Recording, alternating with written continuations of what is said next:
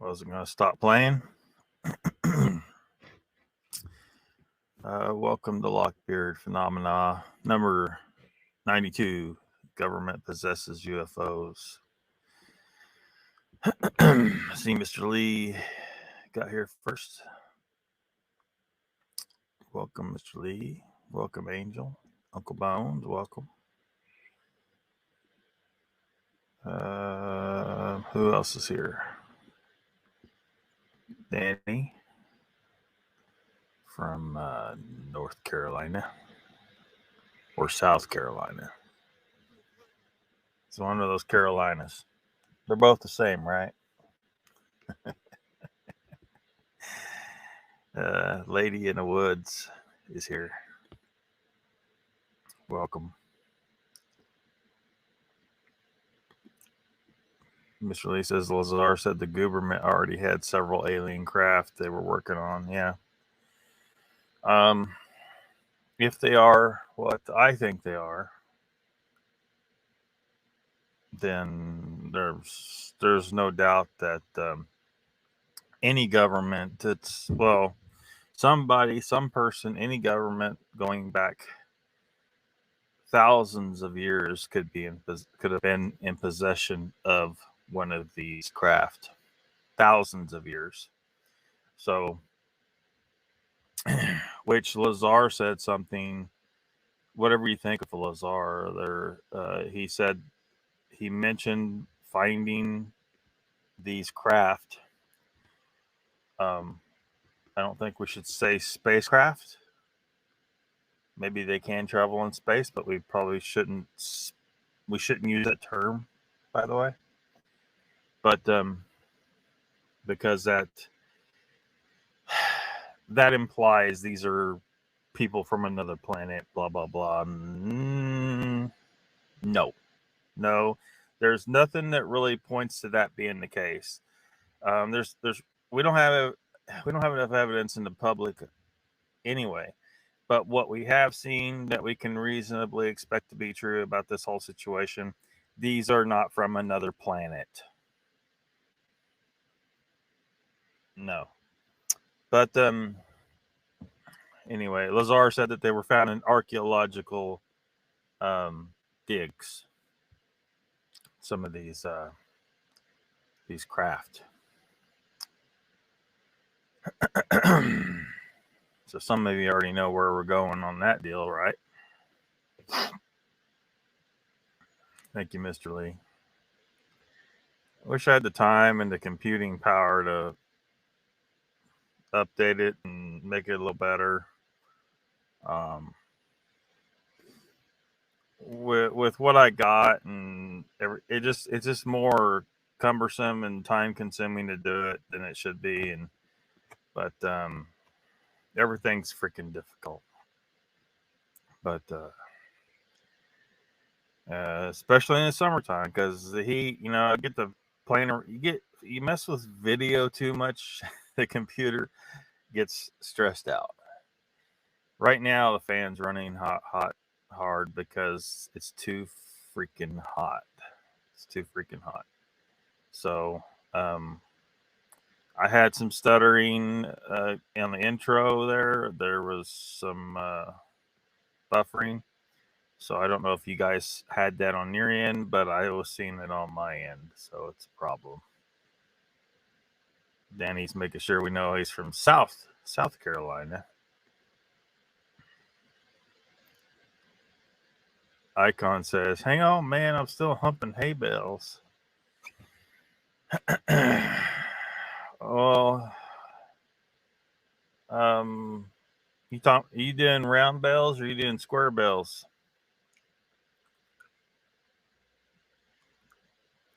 I remember one time when I was a kid, they had me help them go pick up square bells. And it was at night.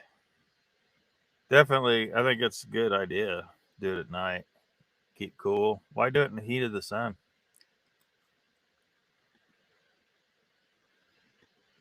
But if you're doing round bells, I guess you're probably sitting in an air-conditioned cab, which means you're doing a whole lot better than I am right now. This release is like, do you watch the Joe Rogan thing about the government hiding UFOs? I don't watch Joe Rogan on a regular basis anymore. I see clips sometimes. I haven't seen the clip. Is it a recent one? You talking about a recent one, or you talking about an older one? Because I've seen some of his older stuff on UFOs.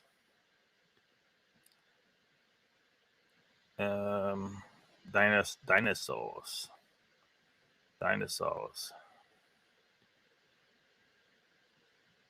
Mr. Lee says it's very hot here today, almost 31. Mr. Lee, you're talking to a lot of Americans, though. They don't speak in your British ease temperature measurements. So, oh, my screen just went black. Everybody still there? Okay, it's back. I think. And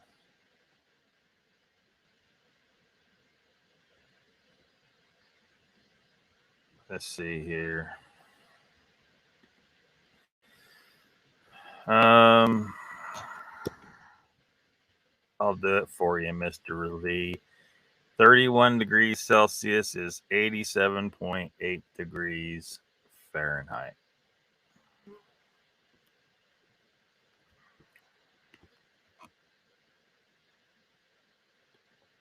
Yeah, 31 in Fahrenheit's below freezing. Mr. Lee is trying to tell us in America with his primitive British his primitive British Celsius measuring of temperature. He's trying to tell us it's 87 degrees where he's at. Mr. Lee says, yes, it's a recent clip.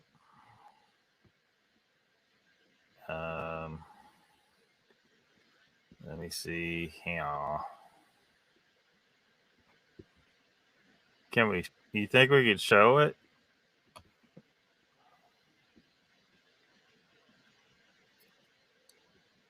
It's about 13 minutes long.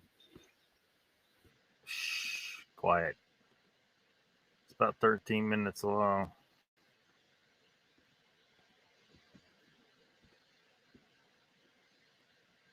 $14 minutes long, really. I can speed it up slightly.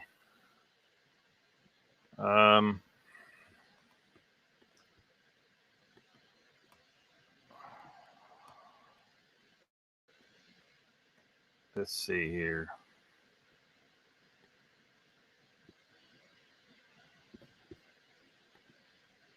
Add this up now. Well, let's see if we can look at it a little bit. Tell me in the chat, because I don't know what to do about this other than put on headphones, and then that don't even seem to work very well. Is there an echo from the video? So experience. Well, that's why it's so weird when like this UFO disclosure thing comes out. You know, this guy, didn't it just come out today? Yes, the whistleblower. Yeah, this gentleman, David Grush, and David Grush. Let's find out who he is and what his credentials were. But he essentially said that they are illegally hiding it from Congress, and they are illegally hiding it from the American people. But they have off-world craft in possession. Who's the they in that? It's somewhere. Well, it's in the things they're saying is, here, let's read it. Air Force veteran has made a bombshell claim that U.S. government has recovered materials that could be proof of UFOs, including an intact craft of non-human origin, but they are keeping it a secret from the public. David Charles Grush, a veteran and former member of the National Geospatial Intelligence Agency and National Reconnaissance Office, has blown the whistle on this information, speaking with several news outlets about the crafts. These are retrieving non-human origin technical vehicles. Call it a spacecraft, if you will, non-human exotic origin vehicles that have either landed or crashed, Mr. Grush told News Nation. Mr. Grush served as the senior technical advisor for the unidentified aerial phenomenon analysis with top secret compartmented information clearance, according to the debrief. He also served as a senior intelligence officer in the National Reconnaissance Office. In total, he has 14 years of experience serving as an intelligence officer. So here's the question. Is that a PSYOP? Is this, we've got a non-human craft, a PSYOP? Like if I was the government.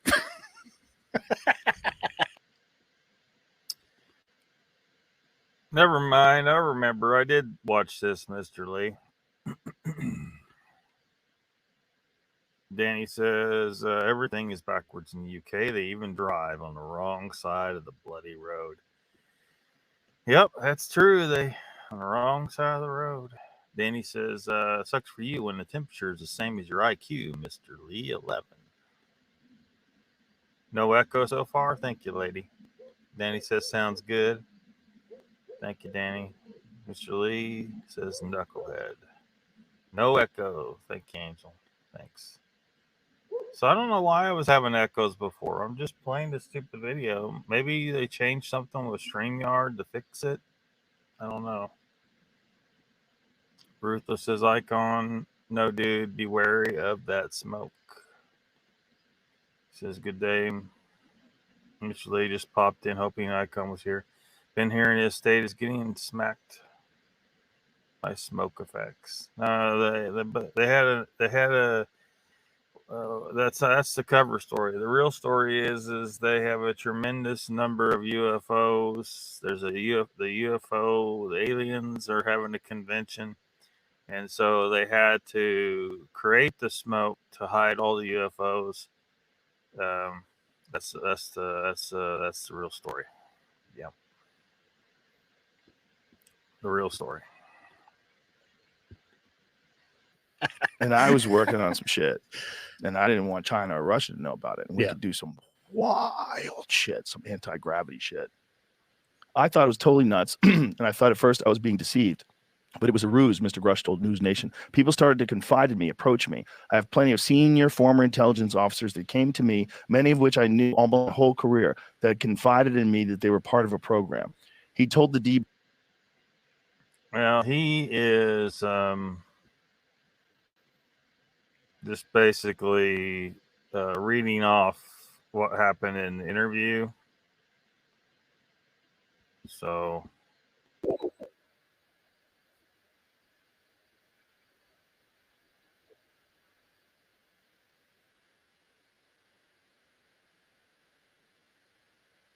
only see on News Nation.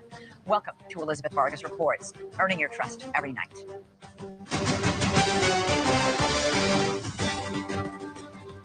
UFOs exist. The U.S. government found quite a number of them, and they are indeed of non-human origin.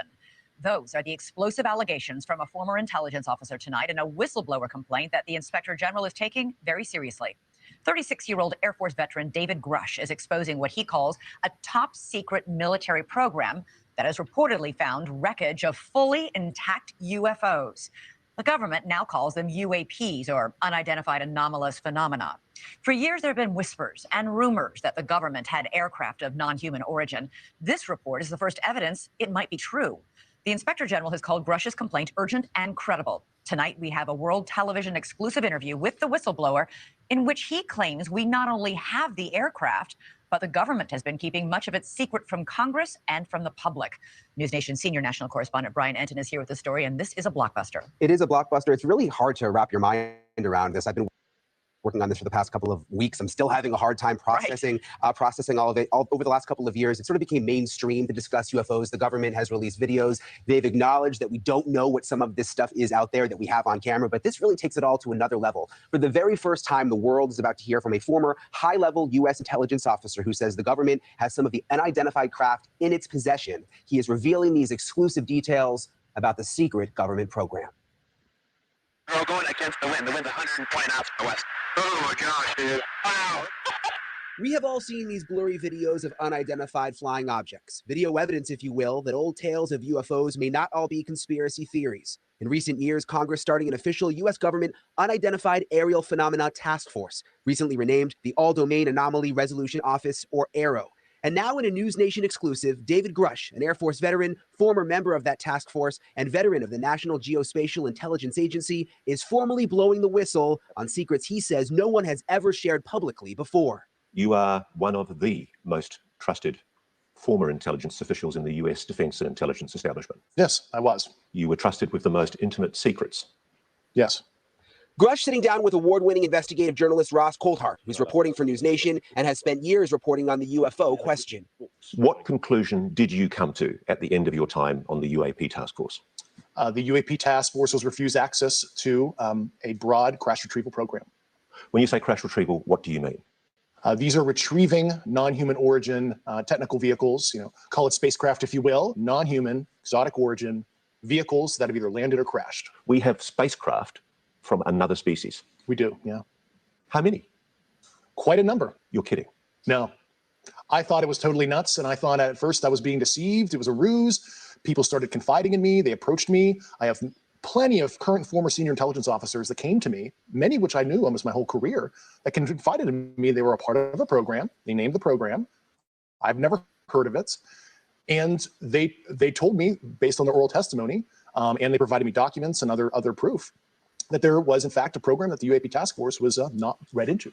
Grush alleges the U.S. government has recovered non-human craft for decades. He's filed a whistleblower complaint saying he gave what he calls the classified proof to Congress and the intelligence community inspector general. News Nation has confirmed David Grush's credentials and resume. We've not seen or verified the alleged proof he says he's provided to investigators. He says he can't show us the proof for national security reasons. He also tells us he's not seen photos of the alleged craft himself, but has talked extensively with other intelligence officials who have. If you're right, if you're telling us the truth, everyone, the entire American public, has been lied to for decades. Yeah, there's a sophisticated disinformation campaign targeting the U.S. populace, which is extremely unethical and immoral. You are saying to the human race, for the first time, an official intelligence representative at a high level from the US government is saying publicly, we are not alone. We're definitely not alone. Absolutely, the data points empirically that we're not alone, yeah. Do we have bodies? Do we have species of well, naturally, when you recover something that's either landed or crashed, sometimes you encounter dead pilots. And believe it or not, as fantastical as that sounds, it's true. It's also harder for people to wrap their minds around the concept of a crashed object from somewhere else. It's easier to accept that, yeah, we see things in the sky that we can't explain. Journalist Leslie Kane broke Grush's whistleblower story this morning in the debrief. Ms. Kane's career has been mainstream and credible, having written a series of reports on UFOs in the New York Times dating back to 2017. He has the credentials, but there's no documents that he's handed over. There's no pictures. And as a journalist, you want to see documents, you want to see pictures. Does that raise a red flag? Not at all, Brian. I mean, you mean documents that actually describe the craft? Correct, yeah, like government documents, or to be able to see it for ourselves. Of course, don't we all want that? And the problem with that is all of that information is classified. You know, as we said in the story, everything that Grush told Congress and told the Inspector General of both the IC, the Intelligence Community Inspector General, and the Department of Defense Inspector General, all of that information is classified. In 2017, Kane reported exclusively in the New York Times that the Pentagon had a secret UFO program. 3 years later, the Pentagon confirmed her story. Her latest report is even more explosive, but Kane says she has multiple sources who back up Grush's story. I believe it because of all the sources I have who have told me the same thing. So who am I to doubt these very, very high-level people who have been inside these programs for decades, have done their work, and are all telling me the same thing? I mean, I don't think there's some kind of conspiracy among all these people who don't know each other to make something like this up. So I've got to be blunt about this. Yeah. You're not making this up. This is not a lie. No, absolutely not. Because everybody watching this right now is looking at your face. They're going, is this guy for real? I am for real. And I'm sitting here at great personal risk and obvious professional risk by talking to you today. And just within the last 10 minutes or so, the Pentagon has released a statement to News Nation about this report. They say to date, AARO has not discovered any verifiable information to substantiate claims that any programs regarding the possession or reverse engineering of extraterrestrial materials have existed in the past or exist currently. AARO is committed to following the data and its investigation wherever it leads. AARO, working with the Office of the General Counsel and the Air Force Office of Special Investigations, has established a safe and secure process for individuals to come forward with information to aid AARO in its congressionally mandated historical review. AARO's historical review of records and testimonies is ongoing and due to Congress by June 2024, and AARO welcomes the opportunity to speak with any former or current employee or contractor who believes they have information relevant to this historical review. And Elizabeth, we know that David Grush, he's filed that whistleblower complaint. He's been on the record under oath testifying to many of these things that he said in our report tonight. Right, and it's important to point out that this statement from the Pentagon from AARO, Grush is alleging that this top secret program is keeping the secret from AARO. So, yeah, exactly. And if Grush is, what he's saying is true, you know, the spokespeople, all of those folks at that level wouldn't even know this was going on anyway. All right, I got to ask you, you know, he has a compelling story to tell. Very little of it seems like firsthand knowledge. Isn't he just repeating what somebody else has told him or somebody else has showed him? Yes, that is what he's doing. But he says he's talked to a number of people who are in very, very high level positions. He also had basically the highest level of classified material information that he was able to receive. We went back and checked over, you know, his history, all of his credentials, check out completely. Unfortunately, there's in addition, a couple people have come forward publicly to vouch for him, people who are high ranking. They have. And this article first came out this morning. And I think it's interesting that, you know, there hasn't been any sort of effort to discredit what he has said either from the Defense Department. So interesting. So what happens, you know, and have we had any reaction, by the way, from members of Congress who have been taking this seriously in the last couple of years? We've seen congressional hearings. We've seen NASA's hearing just about a week ago on UFOs or UAPs, whatever you prefer to call them. We've seen the DNI give a briefing to the White House on this. We've been hearing whispers and rumors for years. I remember even former President Trump, when he was in office, sort of saying, oh my gosh, if you knew what I knew about UFOs. Yeah. So there's always been this intrigue. There has. And think about it, Elizabeth. If you go back 15 or 20 years, if we were sitting here talking about UFOs, people would think that we were nutty. Now it's gotten to the level of where it is somewhat accepted because the government has come forward to a certain extent and acknowledged that there are these videos that exist. The Navy has released the videos themselves and said, we're not sure exactly what this is that we're seeing. Of course, what Grush is saying really just sort of takes it to the next level. Boy, it sure does. It's almost impossible to believe. All right, Brian Nenton, thanks so much. Thank you for watching. Go to newsnationnow.com to find NewsNation on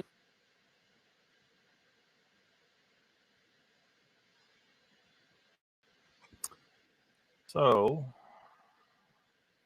is it a psyop? You know, it sounds like this guy checks out. It's testifying before Congress, but you know, we know a lot of these guys in Congress are just actors themselves, playing a part to make us think they're doing some shit, and they're not really doing anything. You know, they're talking about this hearing coming up to address this whistleblower stuff some more. And so far, we've seen all kinds of hearings about all kinds of stuff, about all kinds of corruption that we'd like to see dealt with, and nothing ever the fuck happens. Nobody gets arrested. Nobody gets executed for treason because a lot of these fucks are guilty of treason, and it never goddamn happens. Why? Because pretty much all of Congress is guilty of treason in one way or another. So it's hard to know what to believe. How intricate of a bullshit story have they put together here? Now, we know people have seen stuff, right? We know that at least. I've never seen anything close enough that I could say it was a shit, but I saw something, you know, and that couldn't have been just had to be technological, but beyond what we have, well, that I know that we have. So let's see here. Rutha says he's not buying into this latest UAP crap. Mr. Lee says we are stupid if we assume we're the only ones in the universe. No, of course, there's the chances that there is no other intelligent life in the universe is so abysmally small that it's effectively zero. That's not the point. We can go into why the likelihood of these are not aliens visiting us. I'm just saying, I'm not saying that there isn't aliens in the universe. I'm saying what we're seeing here on Earth is not aliens. Or or I can't say that for as a fact. I can just say that it doesn't make sense logically. It just doesn't. And to think that it would be worth it, what we're thinking from the perspective of people who watched a bunch of alien movies forever, and we think about how we think about stuff.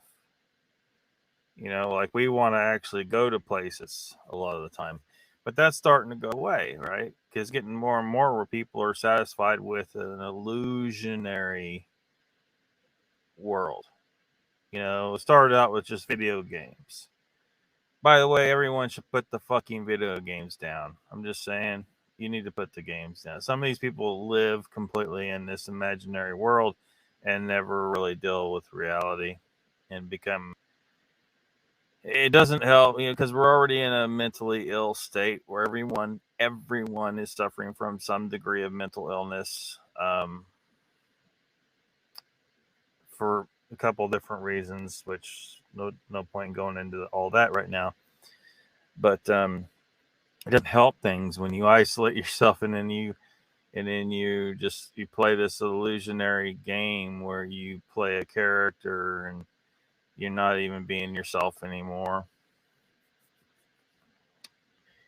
You think that you mine some gold in a video game and you think you accomplished something, instead of just maybe you go out and pan some gold for real. But a lot of these people, if they tried to do that, they'd probably collapse in the woods and die from a stroke or a heart attack, because they become so abysmally unhealthy that they can't even function. They can't even function in in the real world, hardly. Morbidly obese and very weak, and they'll make this avatar of this character, this big buff, muscular character in their video game, but in real life they're a fat blob and they're pathetically weak. They'll play games where they're engaged in martial arts instead of maybe go learn real martial arts in real life. Used to, that's pretty much what people would do. If you wanted to be a superhero, you go become a superhero, with the limitations of normal life. But you go learn martial arts, you go join the military,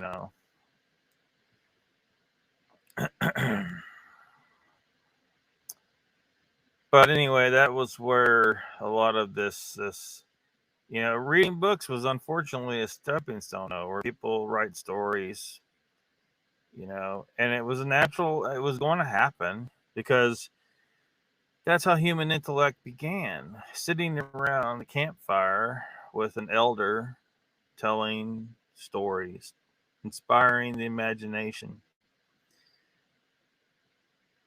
That was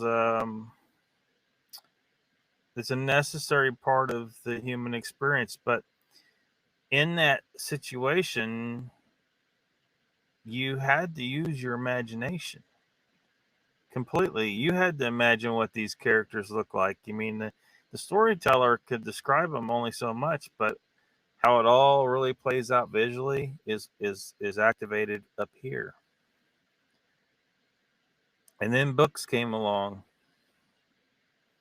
People began writing stuff down. So it kind of took the elder and away and sitting around the fire. So some degree of the human interaction went away. On one hand, you could say it gave people the ability to access longer and longer stories, more elaborate stories from faraway lands. You might not hear these same stories from your local elder. I think overall, books was probably a positive, because information can be preserved. Writing was a positive. Information can be preserved better that way, because if you're passing it orally, it doesn't it changes over time. game of telephone. It changes over time as it gets passed down. But then more technology came along. The TV came along. And this is where I think this was really where we really started to screw up. Because now the story was told on the screen and the images of the story was produced on the screen. And your brain no longer has to create the images itself. You're programmed genetically, evolutionarily. You're designed to sit around a fire, and this TV has kind of replaced the fire, right? Or at least sit around and watch The Elder before fire, because fire didn't come along until way later in our evolution along these lines, right? We were telling stories long before fire, but the fire became a focal point in the later stages of our development. But and then this TV came along, and what we got? We got the TV replaces the fire. Your brain no longer has to create the images in its head. Your imagination is pretty much being taken out. You become a zombie. You're zoned in on that TV. Your brain doesn't have to really actively engage. Another problem with that, switching the fire out to a TV and then an actual person standing there and talking to you, is sitting around the fire for all those thousands upon thousands of years. I think humans became adapted, and possibly we need exposure to the smoke. You don't want to breathe too much. Just like anything, there's an overdose. There's an overdose level, right? You need water, but if there's too much water, you drown, right? If there's too much smoke, you can't breathe. But a little bit of smoke. Well, the fire is gone. We're no longer sitting around the fire. And I think this is what led to people smoking. Like, this makes the need to actually inhale a little smoke is an evolutionarily programmed thing, and so it's beyond just any kind of addiction to nicotine, which I think the nicotine itself is actually a minimal addiction. I've proved that to myself. I put it down with great ease because I wasn't smoking. I was using nicotine lozenges. The nicotine, at least for me, not the least bit addictive, really, I don't think. But because, if I'm correct, that humans have developed to function in a smoky environment, a slightly smoky environment. If we were always using fire, we would crave some of that smoke. And since we took the campfire out and replaced it with a TV, well, what are you going to do? So I think that helped contribute to the smoking epidemic. So, if you're trying to quit smoking, I suggest go outside and light a fire. Hang out outside and light a fire more and more often. It might help. And that's the smoke you need anyway. You don't need tobacco smoke. You need wood smoke, if I'm correct. But then we stepped it up from the TV to the video game. So now, instead of imagining yourself as the character, you did, the game is just doing it all for you. It just creates it. Now you can actually play, but that's essentially the same as, because when you sit around that fire and hear that story and you become inspired and your imagination's engaged, you're supposed to be learning to become the hero of the story, and you're supposed to go out and do great things for your tribe, great hunts, great fighting in the wars, or whatever it is. in real life. But now that's been replaced with the video game. So even though they think they're somehow they're satisfying that should be a desire that's inside of you to become the hero of your story in real life, and it's been completely replaced with this video game nonsense, which is completely worthless to society. It has no purpose. It doesn't advance humanity. It's a downgrade. And in the end, when we are attacked, sooner or later it's going to happen where we are attacked by people who are still living in the real world, and they are living as the heroes of their stories in real life. They're going to walk in and they're going to harpoon your fat ass as you sit on a couch thinking you're some kind of great achiever because you won you completed a quest in a video game or some bullshit.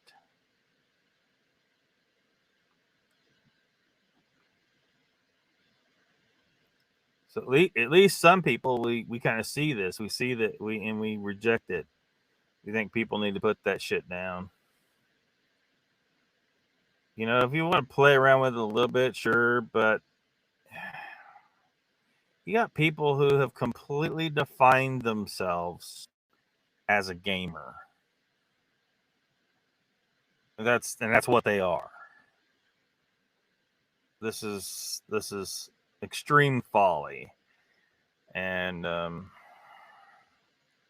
a positive note, when those invaders come and the strongest of us fight them off and survive, and all these weak, pathetic fat asses sitting on their couches. Sorry if you're a fat ass, but who couldn't sit up out of your couch without breaking a sweat?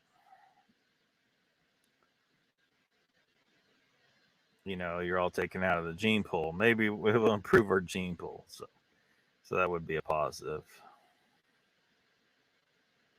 So that was a long trip, Mr. Lee, but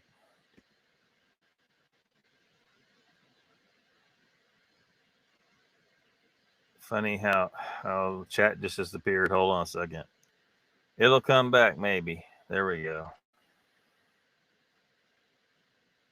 Bertha says, funny how that alien landed in some random's yard when it did. Yeah. It makes you wonder, right? How far is this psyop going to go? Day of Progress come out. Bertha says, Mr. Lee, I don't dispute alien life. I just dispute the claims being made about them.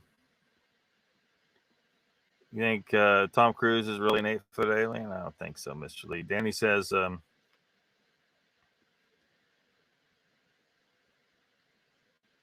LOL, he's ratting out. We've known since the 80s. Hello, everything Bob Bizarro said in the 80s, blah, blah, blah. Dave Coulthard with a plebe. Aussie MSN plebe.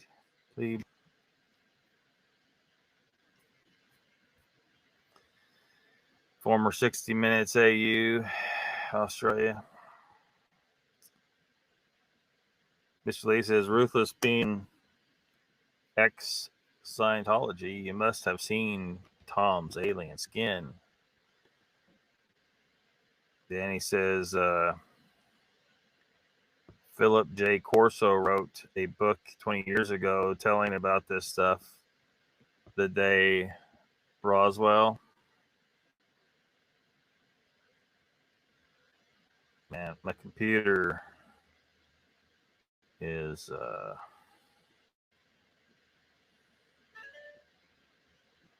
it's not cooperating very well.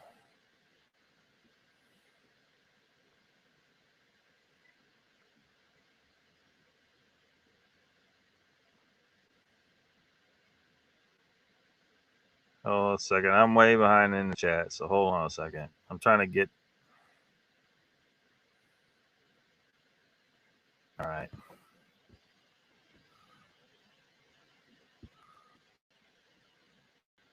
I'm gonna go over on this other.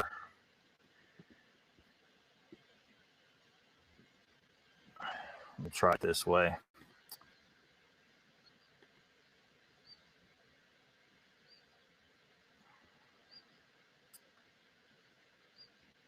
That might work out better. I don't know. Instead of putting it up on the screen.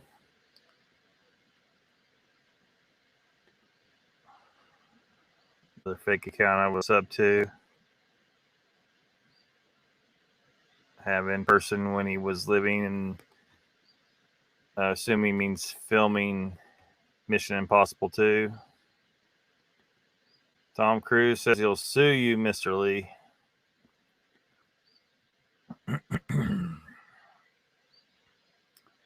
All right. Let me do this.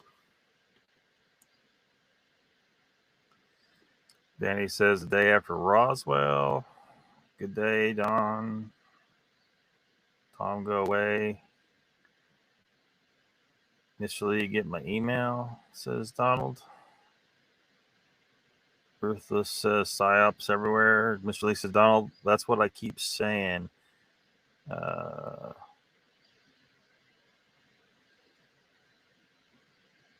Donald, I didn't know if your question marks were about in that private message, but I just sent you the link because I figured it might have something to do with you couldn't find the show. And I didn't get an email sent. Somehow, I don't know. I just didn't get sent. Just got here what he keeps saying. Ruthless says, all this trash adds to a fake alien invasion, in my opinion. Very possible they're going to try and pull that shit off. But, yeah. No aliens. There's no aliens involved with this shit. There's something else far more likely going on.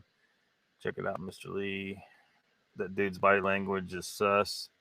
Yeah, I meant to. I should have. I don't know if I'll have time to pull up a video. There's a video. There's someone that is analyzing. Someone has analyzed his body language. So, it's on a video on YouTube. What's up, Uncle Bones? Hey, Uncle Bones was worried I hadn't seen you. You like dinosaurs? They live. Donald's retracted the message. Mr. Lee says, Donald, you must change profile pic. Wonderful. I want my face to be known when the shit hits the fan. Every politician in Washington, D.C., yep, says Danny. Criminals, traitors. I think there might be one or two who aren't, but Mr. Lee says, I refuse to watch the news. All bullshit. Uncle Bones link about dinosaurs? Talking about the dinosaur link? Well, what are they? What are they? What are they then? I think they're a race of humans. I don't think they're aliens. I think that when people have actually seen these things, they are human shaped. They're a little different, but the differences in this, what they look like compared to us, is it's just like with Bigfoot. It's just what I've been telling y'all with Bigfoot. The differences in the appearance morphologically is not that different, and it's less difference than you see between different dog breeds. And all the dogs are the same species. They're just different breeds, different races, you might call them. Just like Neanderthals. Those moron anthropologists were all the time. Everybody wants to discover their own species, but they had no confirmation, none, that Neanderthals were a separate species. They just assumed because it had some morphological differences. But they didn't know. They didn't know that was a separate species. But somebody wanted to be able to say, bam, I discovered a new species of human, and they did not. We know now that we got the Neanderthal DNA. We know that people that look like me, primarily Caucasian descent, contain somewhere in the neighborhood of 4% Neanderthal DNA. That means they bred with us when our ancestors that we were primarily descended from moved into Europe. We were just a different breed of human than the Neanderthals, who had been there for hundreds of thousands of years, and we interbred with them, and that's where they went. They just got blended into us, and that's it. They're not a separate species, and so yeah. Bigfoot is morphologically, of course, we have to, evaluate which accounts are most credible, and then is the Patterson Gimlin footage, is it legit? We talk about how a lot of people never see a black bear, and how elusive they are, and then so, but people hunt black bear. So it ain't like we can't find black bear if we really want to. We can. What we can't seem to do is find Bigfoot very easily. But we do get glimpses. We do get glimpses. So either they make mistakes, or maybe they like jacking with us a little bit. But they do. They are they are intelligent enough to stay a step ahead of us. Black bears are not. Bigfoot is, black bears are not.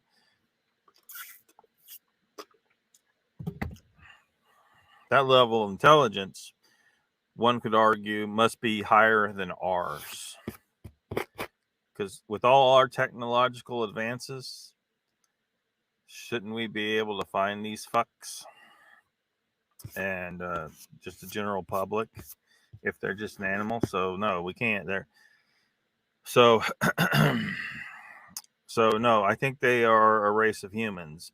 What's left over from the ancient civilization, which we kind of really need to try and do a deep dive on the ancient civilization, because the evidence would seem to indicate that we are not the most advanced civilization that's ever been on this planet. The evidence is everywhere that this isn't the case. I want to see someone build a fucking pyramid with rocks as big, as well cut. It's a massive. The undertaking to do that was so unbelievably massive, and people want us to believe that they spent years and years, thousands of slaves with pulleys and rollers and ropes and shit. No, something way more technically advanced was going on, and they understood what we should all be understanding now is when you build out of stone, nature makes the most resilient materials for construction. And even that will eventually break down. But whenever we take something out of its natural state, it usually becomes something that is less stable, right? Because if it was stable in that state, it would be in that state in nature. Gold is stable in that state. It's not going to go anywhere. It might get, bent and twisted and, change shape and stuff, but that gold ain't going anywhere. Iron, on the other hand, is not refined in nature. We'll refine it and we'll build shit out of it. And we think, oh, these skyscrapers we built are just these wonderful things, but they will crumble in a fraction of the time, a tiny fraction of the time that the granite structure will. And these structures are everywhere. You got just Göbekli Tepe and they got a new one, something I can't remember the name of it right now. But it's got the word Tepe in it. way older than what these archaeologists have been telling us, and the archaeologists are trying to fight it because they're freaking morons, and all their grants are based on the bullshit that they've been preaching all these years, and they have been wrong. saying the Sphinx was only a few thousand years old, when in reality it's probably at least 20,000 years old. Well, how far back is it? That's before the Younger Dryas impact occurred, roughly 13,000 years ago. Well, they think there may have been two major impacts, another one around 11,600 years ago. And basically, asteroids hit and knocked this civilization's dick in the dirt. But, you know, obviously some humans survived, and some of the ones who had knowledge of the ancient civilization survived, but they lacked the system, right, that they had built up as a civilization. And so, you know, imagine if our civilization gets knocked into dust and, you know, one or two of us survive. Well, we remember iPhones, but we can't build them. We don't have the mining over here for the materials and the refining, and we don't got the plants. We don't got the chip plants because, you know, Taiwan got destroyed by China. Or no, wait, Taiwan got destroyed by the United States, because they've actually been talking about that. Maybe we should bomb Taiwan. No, you freaking idiots. Because China might get... Are you serious?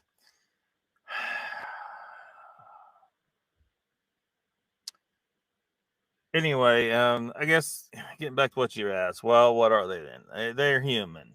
They look like a type of human. You know, you put a... If we're a beagle, they're the Chihuahua.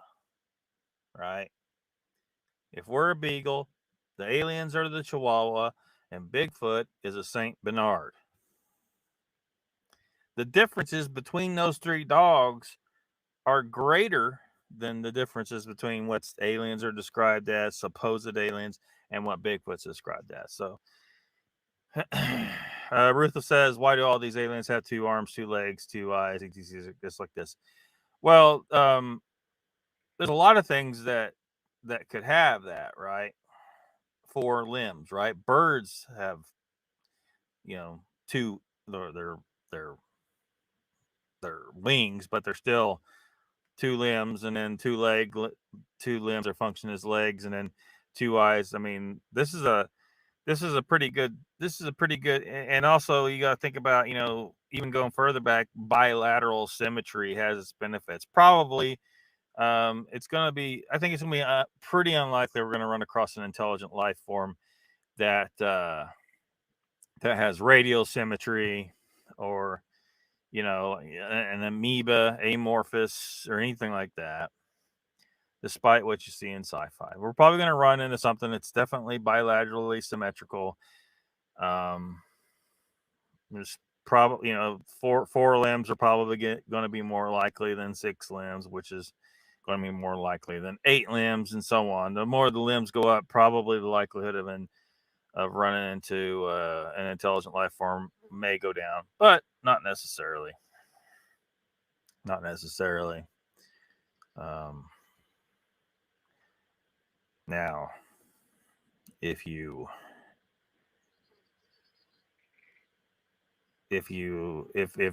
I was ever allowed to make my Star Trek series, you would definitely be seeing more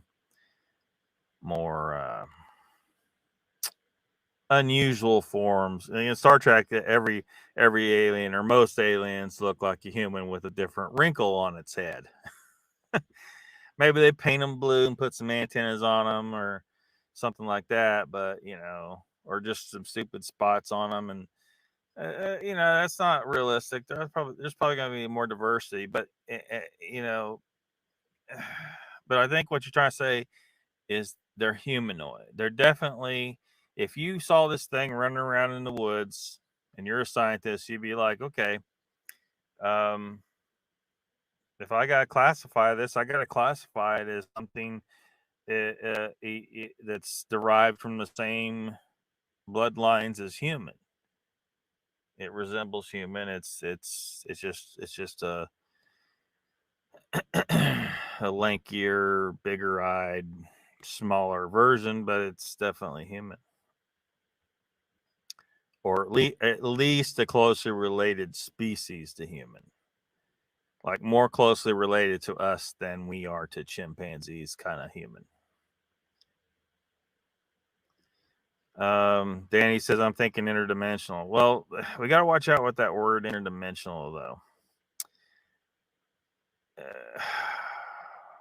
I don't know how to explain this. I mean, when you say something's from another dimension, you're basically saying, well, it's from another universe, right? Like you're talking about like multiverse kind of ideas, and that's all bullshit. What there most certainly probably is some types of life that exist in frequencies that we do not perceive, but they are in this world. They're not in another dimension or another universe or anything like that. They're in this world. So interdimensional is just a bad word to use for it.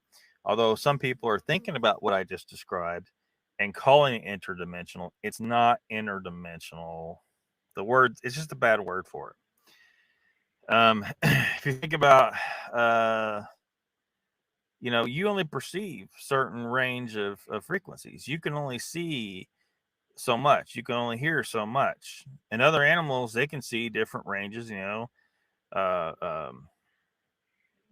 Elephants can make and hear sounds that we can't, but they're there, and we can measure them with our technology. A snake has heat pits. It can see heat pits. You can't see that. You can't see that, but it's still a part of our world. We can feel heat. We have different tools for feeling heat, but we can't see it over there. We have to actually go over and touch it. You got to have the right equipment to interact with different aspects of the universe, and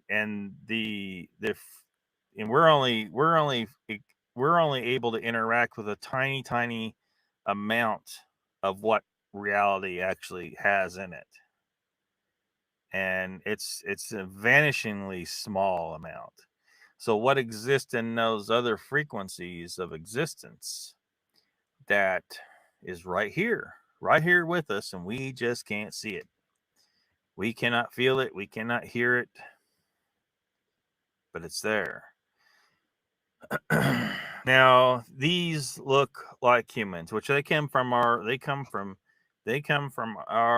ecosystem in some manner. So if they seem to disappear, it may be that they just have technology that makes it seem like they disappear. Maybe they can cancel out the light that's shining off of them, bend light around them, any of that kind of stuff that might that's been discussed about potential technologies. But they come from here. They're just way more technologically advanced than we are, because shoot, it's been 13,000 years since the old civilization got destroyed. So, but I think that this is them, and there's some of them are left, and they hide somewhere in the world. Could be in plain sight, because if they can adjust their frequencies to where they kind of just disappear, and they'll still be there. They didn't go anywhere. They're still right there. You just can't see them anymore. Can they maintain that all the time? I don't know. Maybe it's a technology that, they can't just have turned on all the time. Maybe they got a place where they can go and relax. Could be underground, could be in the sea. We don't know what's under most of the sea. And that's most of the freaking planet. So, and then Mr. Lee says they're androids. Danny says, nope, Lee, they're part biological. They are Borg. I know some people made that claim, but again, people make those kind of claims. They've been watching too much damn sci-fi. They've just been watching too much sci-fi.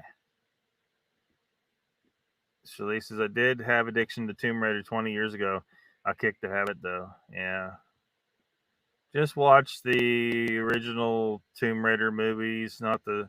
Well, the new one didn't seem that bad. People were criticizing that girl. I think she's actually better looking than Angelina Jolie. The new girl was. People are criticizing. Oh, they took her away, her big tits. Well, you know, Uncle Bones, I just subbed. She's sexy.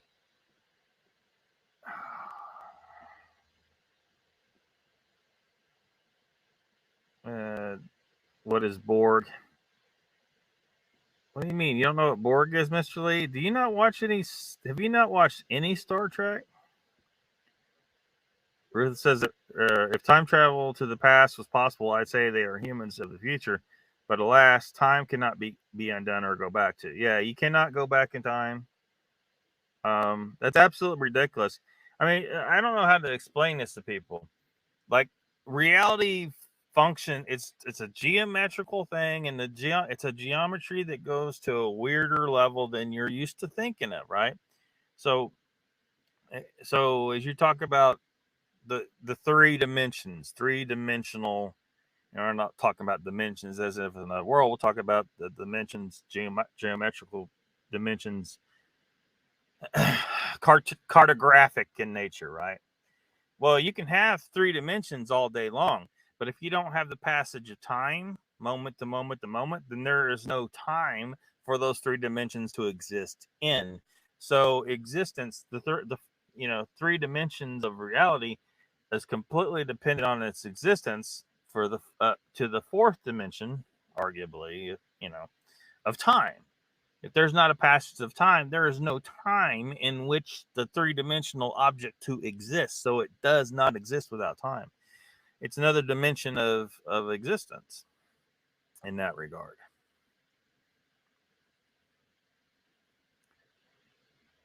Well, so if you were able to go back in time, that suggests that it's something else than what I just described. It just suggests that it's not a dimension of existence. It's like a river that you could technically, if you built a strong enough boat motor, you could go upstream.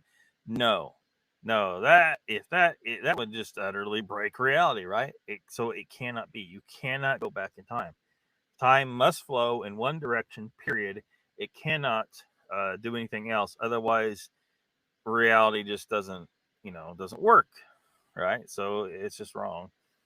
Danny says if time travel was possible, I would go back to 1981 and kick my fucking ass. Donald says, anyone hear Duke's BS on Mogs the other night? Checked out his claims on the video. He's another one triggering me. Yeah, Duke is a class A bullshit artist. He's full of shit. He's just spouted all kinds of bullshit. I can't stand to watch him anymore.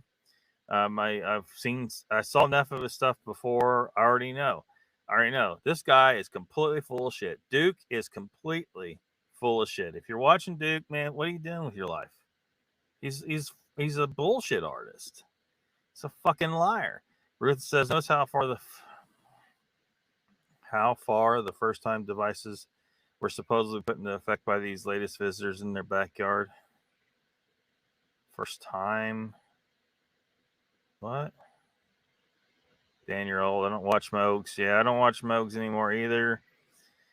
Sorry, I don't know, but he made 2 attack videos on me, so whatever, because he's mad about me questioning, and we're supposed to, right?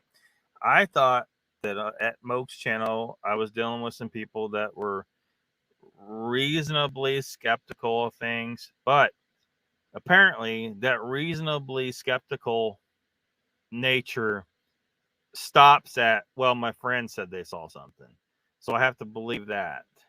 I can't question that at all. That's all I was fucking doing.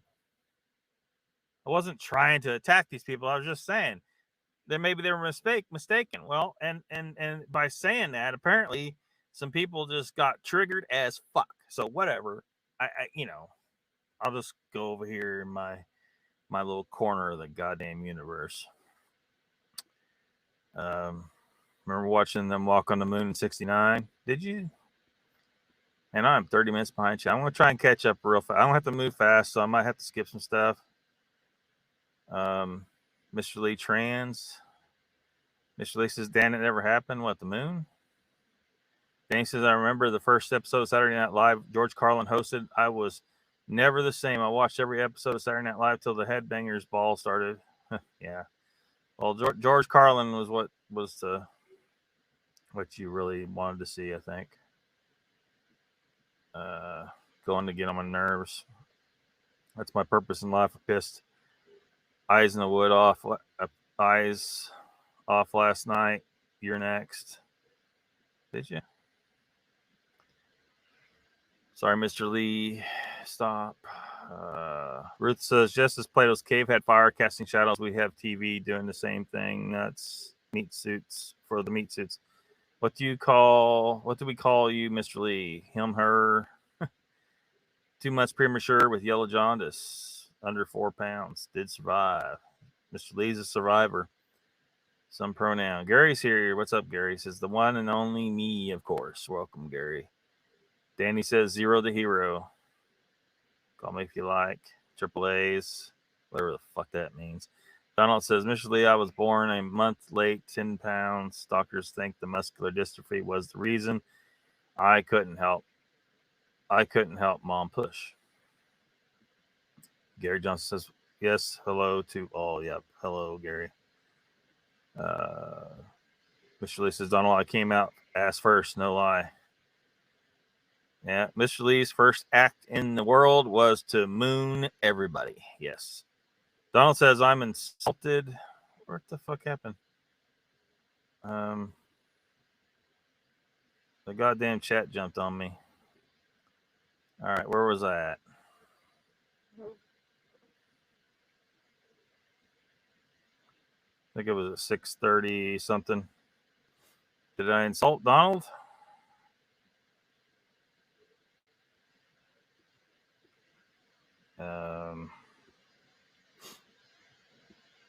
Yeah, 6:40, I guess. 6:41. While I eat my Ben & Jerry's. I'm insulted while man, you gotta stop eating that Ben & Jerry's, man. You go full carnivore, it'll cure all your health problems, man. Go full carnivore. It's hard to be expensive. Like, you probably can't sit there and eat ribeyes, but you can get all the ground beef you can. Get the fattiest ground beef. Get the fattiest ground beef and make you a bunch of burgers, get a bunch of sausages. But you got to watch out what to put in the sausages. Make sure they didn't put some fucking corn syrup and all that bullshit in there. You probably need to get you hooked up with a farmer or a butcher or something. Say, hey, I need sausage that has nothing in it but salt and meat. Salt and meat. And make sure it's not that salt that's been laced with whatever that shit is in there that's basically sugar. It needs to be pure salt. You might have to specify, sea salt. Yeah, you breach. It's 100% true. Donald's, yes. Gary says, only channel that tell it like it is, but it is a good thing. Just saying. Thank you, Gary. I think that's why my mom never like me. You put her through hell. Squatching Cowboy, welcome.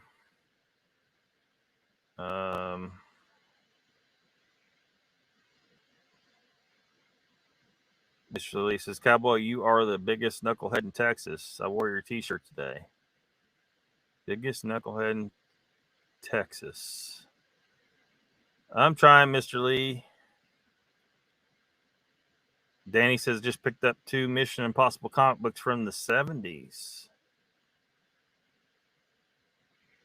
Yes, it did. Lockbeard couldn't find you. Yeah, that's what I'm saying, man. Everybody needs to participate in the mission here. Send the link to other people. Find subscribers.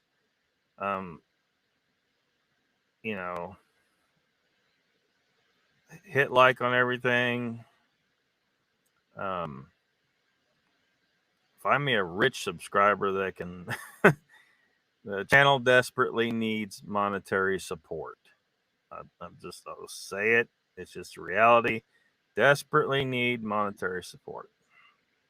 PayPal link in the description. Tom Cruise is a lizard man, Mr. Lee says. Danny says, everyone thinks it's a fake until the anal probe begins. Yeah. Hello, Mr. Cowboy. Hope I never get an anal probe, says Mr. Lee. Oh, come on, Mr. Lee. You haven't given it a good try. Cowboy says, if you've been with your gal for 27 years, you've had an anal probe, Mr. Lee. You've had an anal probe. Lady says, Lockbeard, if you truly believe that Bigfoot might be human, Steven said I could start a speculation thread on the coalition site. You should contribute. I plan to post it Sunday. I might check it out.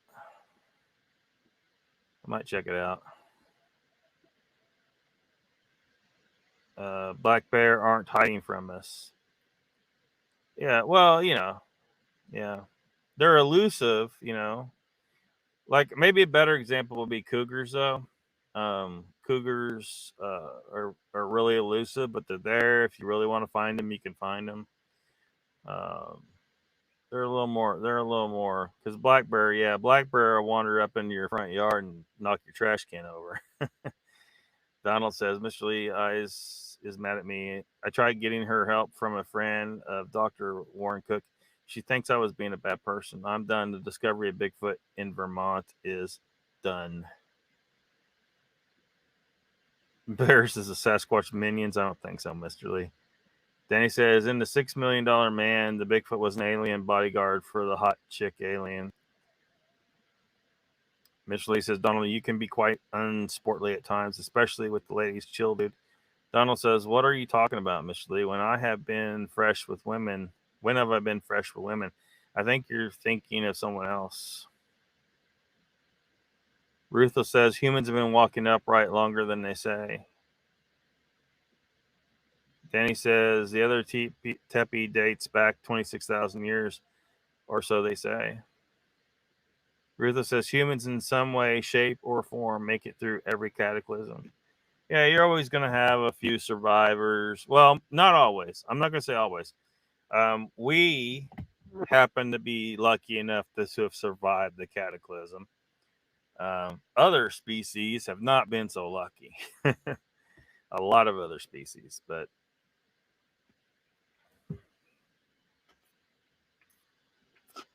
Donald said, I begged her not to go in there alone. She wouldn't listen to me. I tried getting her the guidance that she keeps begging me for that I can't physically do. I'm a womanizer. You're way off, Mr. Lee. Mr. Lee, what are you doing to Donald, man? Get off of there. If that's how people portray me, Mr. Lee, I'm out. Mr. Lee says, Donald, you just telling me now you womanizer. Donald, I think Mr. Lee's just jacking with you. Mr. Lee, sometimes your comedy doesn't come through. So, like, if we go back here,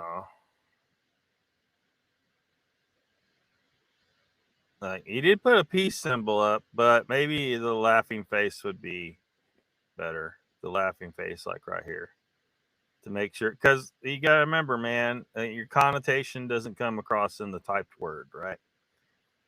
Typing does not equate what comes out of your mouth. You hear it a certain way in your head when you're typing it, but the other person reads it and like, you fucking asshole. Aretha says, so that would suggest aliens would be local.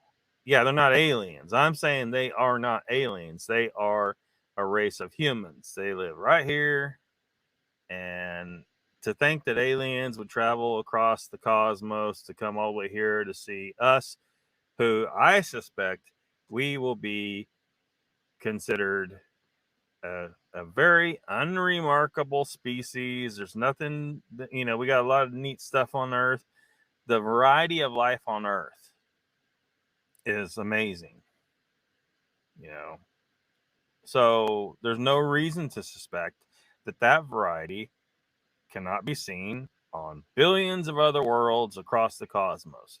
So to think that we're so special that aliens would bother making the fucking trip, no. Unless they got technology that allows them to go instantaneously from one point to another, which I suspect there's a potential for that. Instantaneous action at a distance would seem to imply that there is some degree of possibility for that.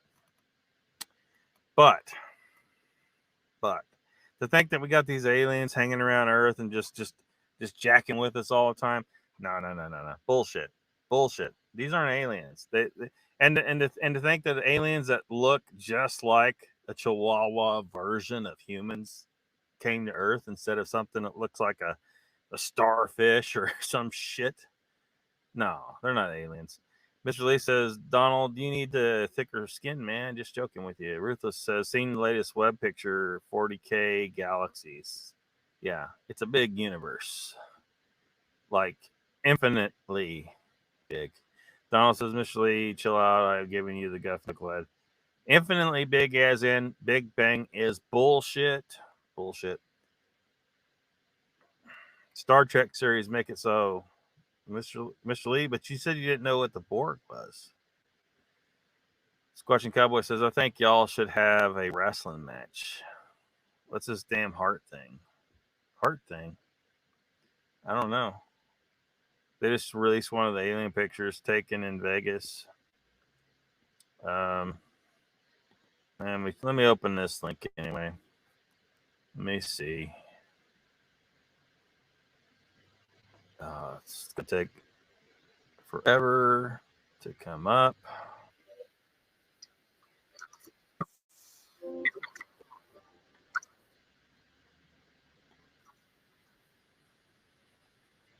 You can't shit in that. I'm not even going to try and pull it up, but I'd have to switch over. I'm not even going to pull it up. You can't see shit in that picture. You would win. Son of a bitch.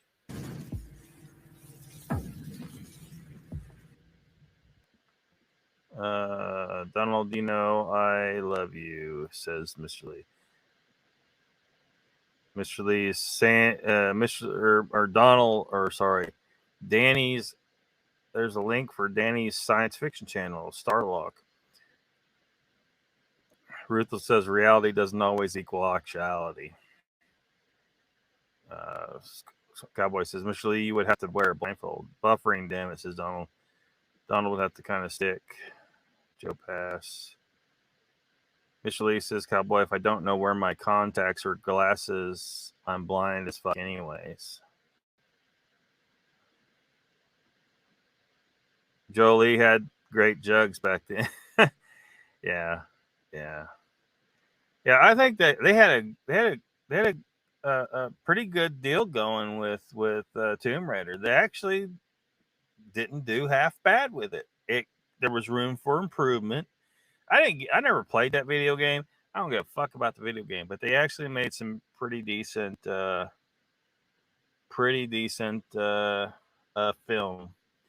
out of that.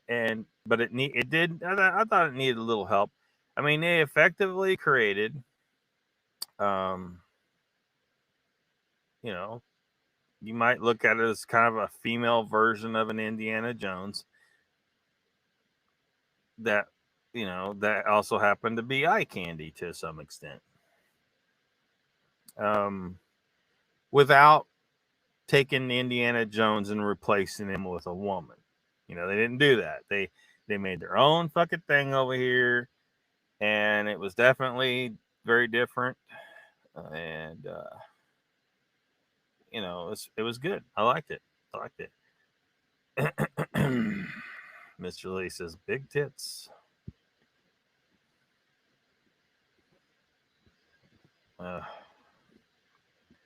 She gets him out in Hell's Kitchen, says Ruthless. Picard gets on my nerves. Oh my God, that fella.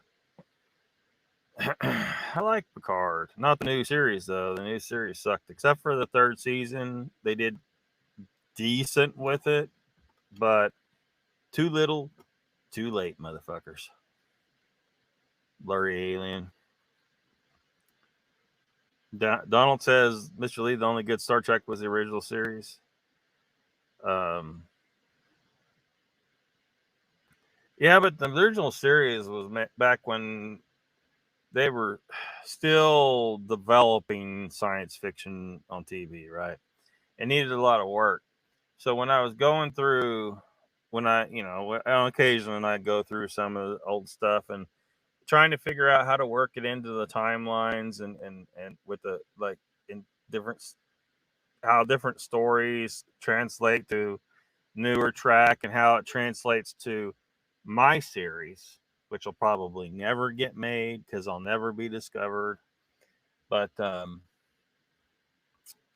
you know, it's hard to translate a lot of stuff from the original series into a more sensible, more realistic, more plausible. Although it's hard to make Star Trek plausible at all. There's so much bullshit in it. But you know, at least make it reasonable enough for your normie to kind of be like, okay, I can kind of get this.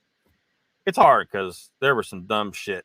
It was dumb. The special effects were horrible. That was one thing. But that aside, the story themselves were a lot of times very ridiculous.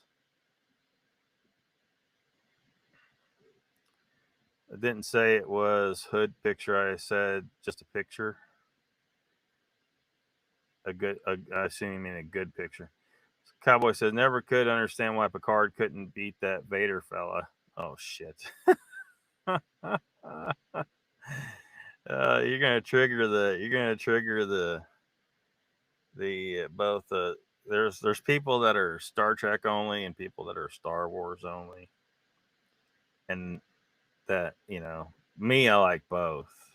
They're two totally different things, and there's no point in arguing over which is best because that's just, well, one, it is something that's just an individual opinion. But it's also like kind of comparing apples to oranges. If you know, there's just things you compete within a genre. You don't, if you come up and say, well, this genre is better than that genre, well, you can't say that. What I'm saying is, I think Star Trek and Star Wars are kind of should be considered separate genres, separate enough that direct comparison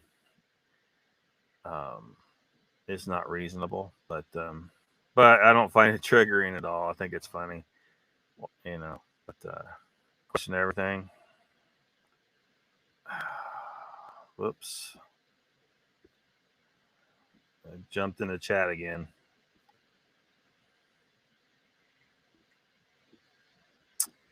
Where was I? 70. Yeah, there we go. 708. Mr. Lee says, I prefer to watch Wood Shatner and his corset. Just saying. Donald says, yes, Lockbeard, it all stemmed from us asking questions of the trip to the rim. Yeah, apparently asking questions about that and saying, look, maybe you guys didn't see what you thought you saw. And the video, you know, they probably say, we shouldn't have showed the video because they don't want you to question. They just want you to believe whatever bullshit that they were coming up with, right? Because they come up with, it was bullshit. I'm sorry.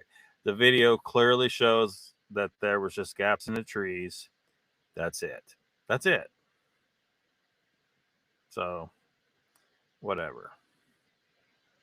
Stemmed from us asking questions, trip of the rim. Mr. Lee says, Lockbeard, try not to be discouraged with this community. It's very strange. They're just all biased, man. They're too fucking biased. Just if you can't act like you're going to be objective about the subject, except when it's your friends. And then all of a sudden, I'm going to be biased about this person. And then you want to go back to your show and talk about how we need to be objective or reasonable, critical thinking. Oh, but my friend over here, we're going to believe my friend, even though they're not going to judge their own friends by the same standards. So they lose all credibility. They have lost all credibility. Cowboy says I was born a poor black child. Call him a jerk. Let Lockbeard catch up a bit. Icon says, for fuck's sake, I'm done. Ruthless says, Icon, I keep hearing Wisconsin smoked out. Hope you're okay. Drawing boobs, he is. Ruthless says, Icon, carbon dioxide readings off the charts. Monoxide as well. Yeah. Yep. And of course, somebody's going to probably try and use this as some kind of way to bring up the global warming nonsense, and they can kiss my ass. These people don't know what the fuck they're talking about. Man-made global warming is bullshit, period. You're morons. Morons. So, what's going to happen to all that CO2? The Earth's biome is going to eat it. That's it. A bunch of plant material just burned up. Well, a bunch of new plant material is about to eat that up, as well as a whole lot of algae in the ocean. So you might see an algae bloom that's feeding off that carbon dioxide. That's fine. Then other things eat the algae and it breaks down, and it just all goes back into the cycle of life. So everybody freaking relax. Jen is here. Welcome. Like I says with this, it hasn't been that bad the last few days. Before it felt like it was 5:30 at 11. That filtered sunlight and lack of rain for 2 months isn't helping anything either. Donald says, hey, Icon, Mr. Lee has the same problem. The kid had withdrawing penises in the movie Superbad. Danny says, the one thing Earth has that aliens might come here for is liquid water. There doesn't seem to be too much of that out there. Mining ice off asteroids probably sucks. There is plenty of water in the universe.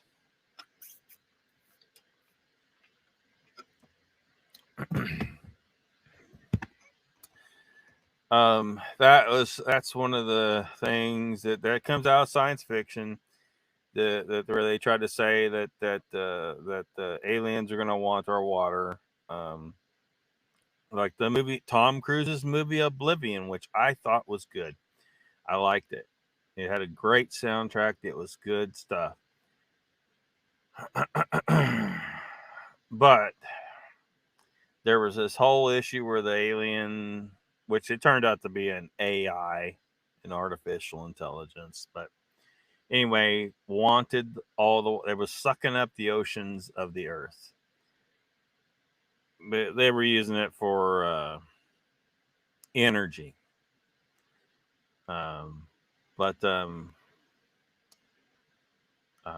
No, that's not a thing.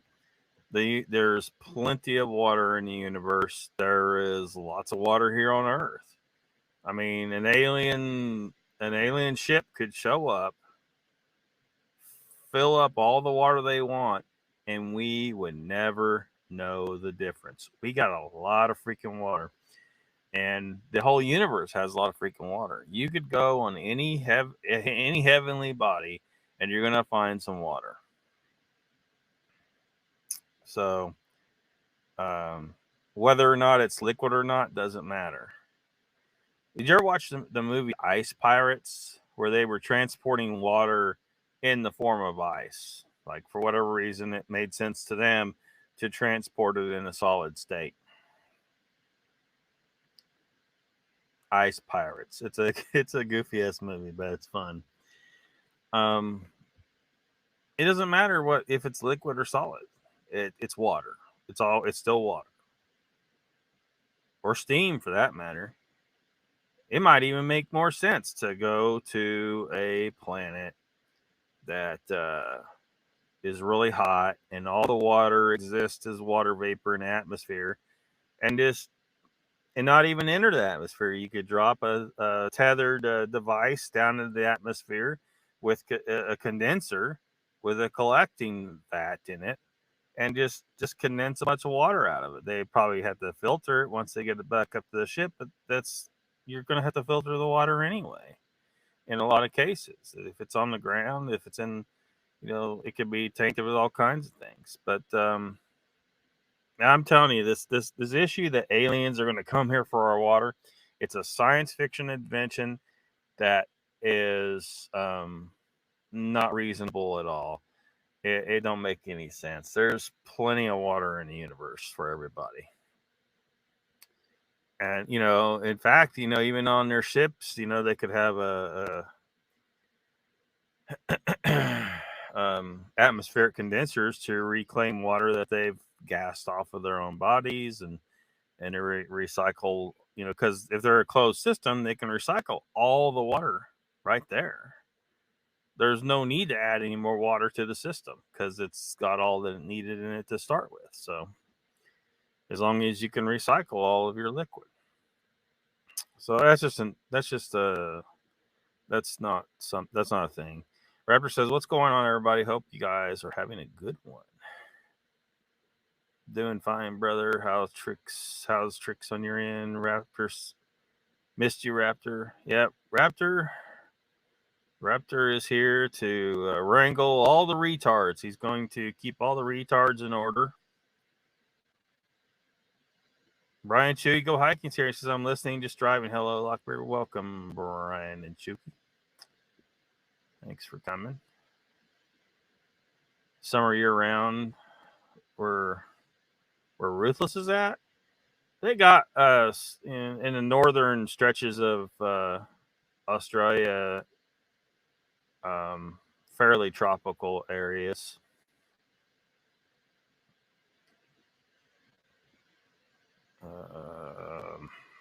Rapper says, hello, everybody. Mr. Lee, what did I miss?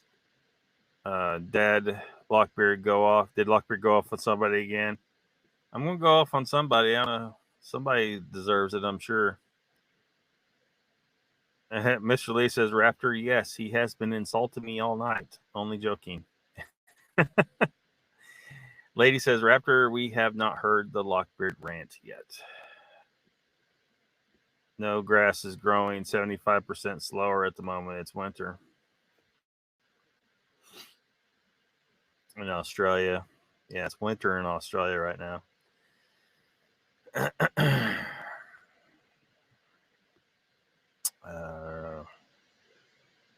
What now? Miss Raptor says that Mr. Lee, I know better than that. Ruthless says, and the shit still grows. Figures, or Icon said that to Ruthless. Ruthless says science fiction didn't come along until the 1600s. Funny that. Well, it kind of had to be invented at some point. Before that, they probably would have seen something weird and described it as witchcraft. It's like someone was describing online somewhere the other day. If you did show up in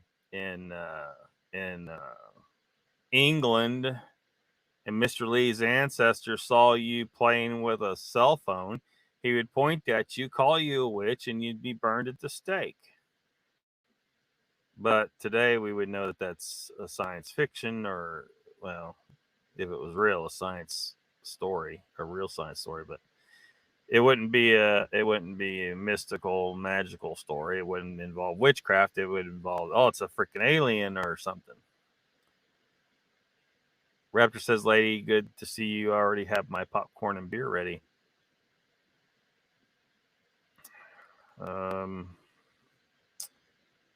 The chat jumped on me again.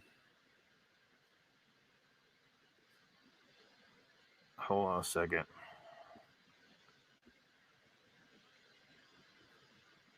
Let me find where I was at. Where was I at? What time was I on?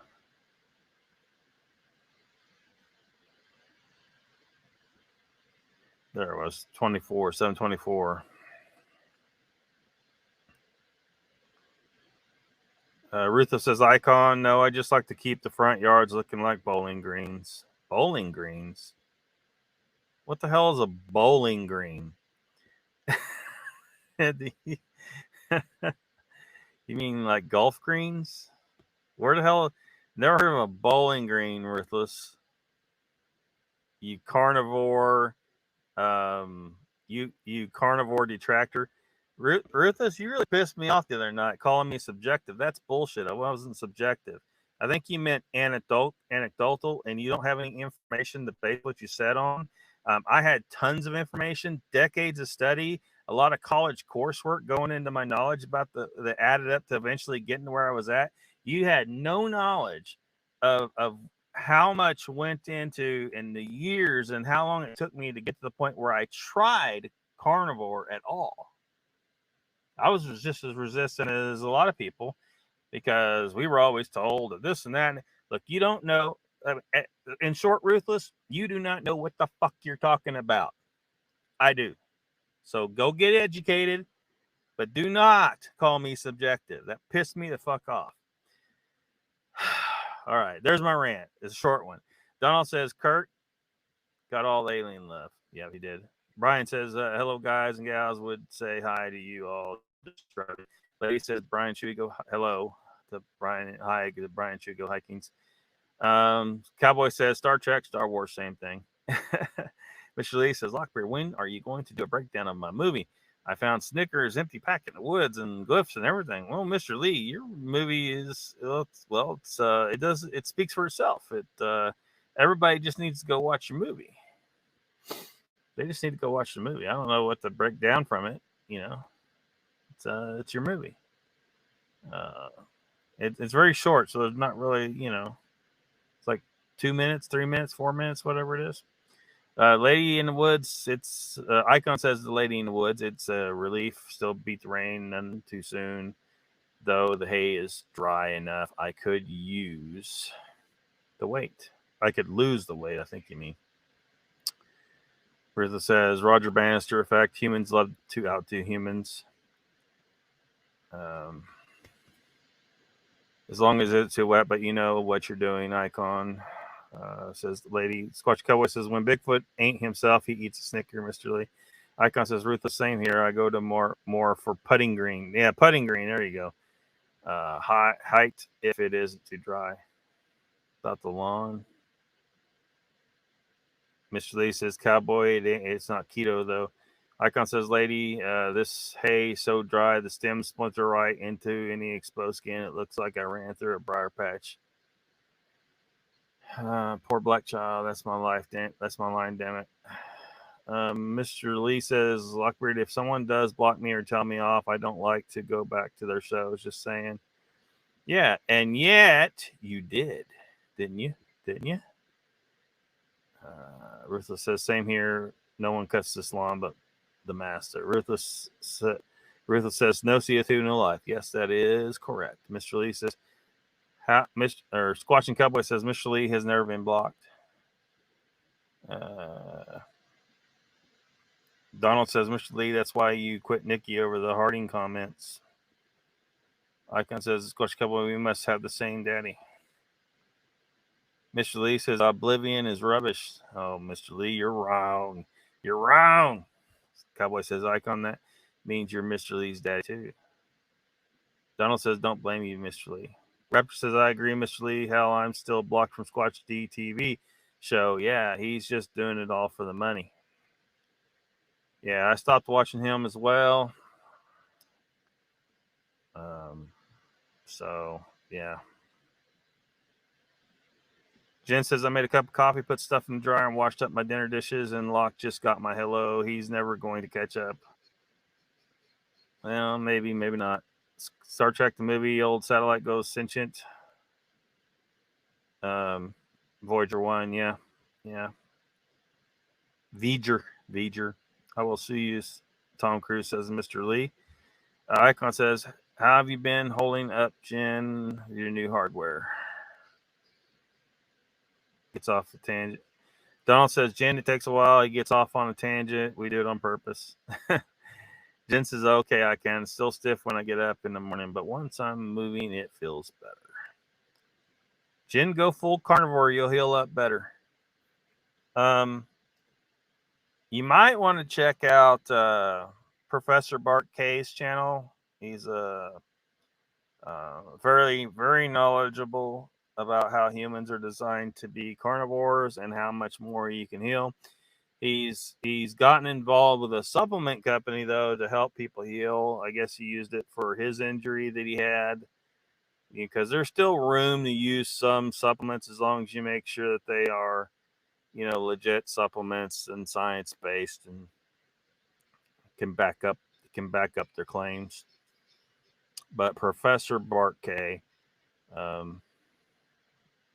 will certainly offer a lot of good information for people who are still not believing what I've been telling you. All the humans are designed to be carnivore. We have zero need for any plant, period. And pretty much every plant has dozens and dozens of toxic compounds in it naturally, it's naturally not for us to eat. And it makes it harder for you to heal when you're putting a bunch of toxic material in your stomach every day. So that's why it's so important for people to listen. Your body's trying to fight off all kinds of diseases and all kinds of other toxins in our environment and the radiation that we expose ourselves to. And on top of that, you're purposely eating plants which are poisonous, and your body's got to fight that too. Something's got to give, and it is giving. There's rampant disease for everybody. People get injuries that never heal when they should heal.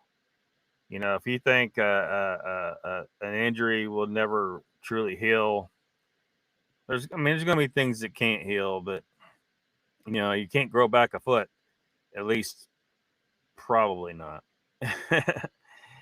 but you should be able to heal a lot better than you are, and everybody should be able to heal a lot better than they are. Futurama episode with Vigini. A lot of Futurama. Icon says, Jen, that's awesome. I seen Michael do it. Is doing good too. He caught a black snake the other day. Jen says, oh shit, I forgot to send you the cow pic.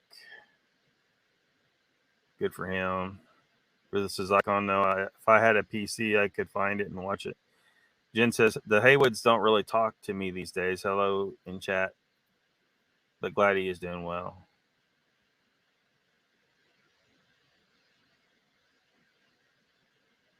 Squatching Cowboy says, I think the Sasquatch Ontario pics of Bigfoot are the real deal, as in Brent Dill.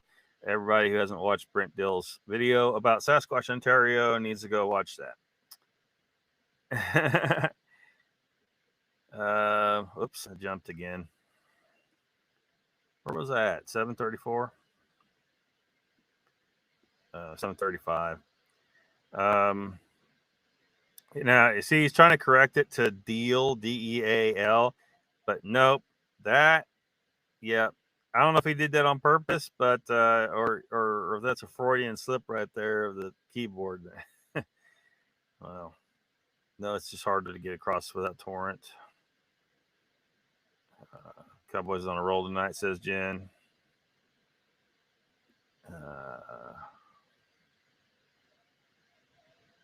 Bowling Green, Kentucky. Bowling Green, Kentucky. Guess that is a real place. What kind of phrase is Bowling Green, though? Ruthless, all this tech and shit still don't work. Ruthless the Lockbird, I'm not discounting the benefits of the carnivore diet, says Ruthless. Triggered. Yeah, you triggered me. You triggered me.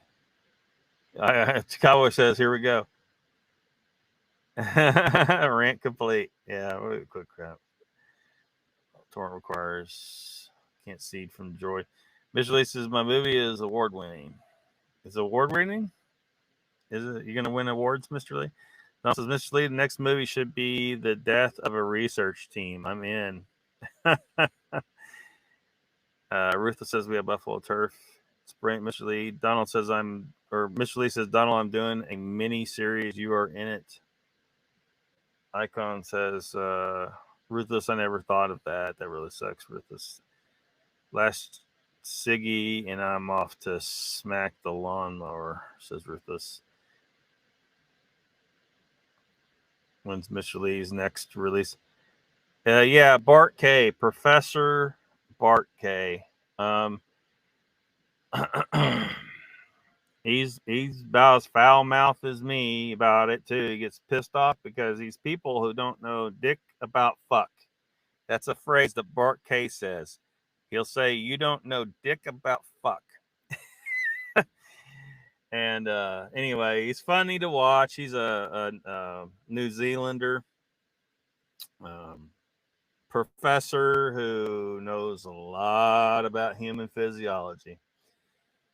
And anyway, he tears apart all these other people that try to fight back against the carnivore diet. See, because the people who get rich off of us being sick and being dependent on pharmaceutical drugs just to function, The drugs that don't cure shit, they just treat symptoms.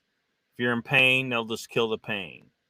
Maybe they'll get you addicted to some shit too, but they'll kill the pain instead of making the pain, the thing that caused the pain, go away. And there's been people who have gone keto and carnivore, especially, who were in chronic pain before, and the pain went away when the doctor said it wasn't going to fix it. The doctors will tell you if you got diabetes that you're just going to have to live with it for the rest of your life and manage it. Blah, blah, blah, blah. That's bullshit. That's bullshit. Humans, we killed those mastodons. We killed those woolly mammoths. We killed 160 species of megafauna up until they got wiped out only 13,000 years ago. It's very recently. So we're evolved to eat that stuff, and now it was wiped out. And for a while, we just had to eat whatever we could find. So we were stuck having to eat some plant material because the animals were fucking gone. Most of the people were probably gone too, I'm sure. This was a major cataclysm. A lot of people haven't been exposed to all the evidence of of how big of a disaster occurred. But what we do know is, like, all these different species, their bones are there, but then they're gone. There's a black matte layer in the soil strata that shows that something impacted the earth. They think they've found the correct impact crater, the Hiawatha crater under the ice sheet in Greenland. So anyway, so we suddenly were specializing in eating meat, and we developed spears and running animals off of cliffs. Even sometimes we had fire that really changed the game when we could spook animals with fire. We used our brains to become the most lethal predators on the planet, and the stable isotope data in the bones, archaeologically obtained bones of ancient humans, shows that back then we were extremely carnivorous, beyond the other carnivores. We even ate the other carnivores. We had to, based on the data. We had to, we weren't just eating giant bison, giant camels, and woolly mammoths, and giant rhinoceros, and all that stuff. We were also eating hyenas and lions and shit. We became the top predator. Then suddenly, and we loved the fat. The fat, there's reasons and why we eat a lot of fat. You just have to eat meat and a lot of fat, more fat than you can possibly imagine. As in, the hamburger meat at the store is still not fatty enough. But yeah. So anyway, if you eat what you're designed to eat, you'll be healthier. Your brain will function better. If you have any mental illness, that'll go away. If you have gut dysregulation, that'll go away. Autoimmune symptoms, that'll go away. There's plenty of people trying to tell people, say, look, this is what happened when I did this. It's amazing. If you're trying to lose weight, because a lot of people, that's all they care about. They could care shit. Don't talk to me about health stuff. I just want to hear about how can I get rid of the fat. Okay, fine. You will lose fat effortlessly if you eat only meat. Effortlessly. As in when I went carnivore, I was dropping fat so fast, I just stopped doing cardio. I hated doing cardio. Cardio sucks. So I stopped. I still lifted weights, but I stopped doing cardio. The weight just kept coming off because your body's returning. Your body's returning to its natural state, even though you probably never really been there except when you were a kid. It's going to your natural state, which there's a certain amount of body fat you're supposed to have, and it's not what you got right now for pretty much anyone except for really, really skinny people. But anyway, you'll return to your natural level of what your body fat should be effortlessly, because your body now isn't being full of you know, you're not put like a major thing is the carbs, because the carbs turn directly to fat. Fat in your diet does not turn to fat, period. That's a bullshit. That's a lie. This whole idea that you need to eat a low fat diet, complete bullshit. You do not need fiber. You do not need to eat vitamin C. You get plenty out of meat. There is vitamin C in meat. They just don't tell you that. And I think that's that might be even part of the conspiracy, where they need to convince you to eat this unhealthy stuff that poisons you so that you will get all these illnesses and these sicknesses, and then have to buy all the pharmaceutical drugs, and you become dependent on all that. People, crooked teeth, even. That's a funny thing. People think, oh, well, you know, nowadays we're better off our teeth. No, the more ancient skeletons of humans had perfect teeth.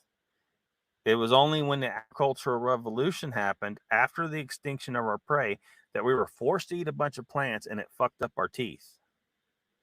So there's just a mountain of evidence for this, and Bart K is one of those people you can check out.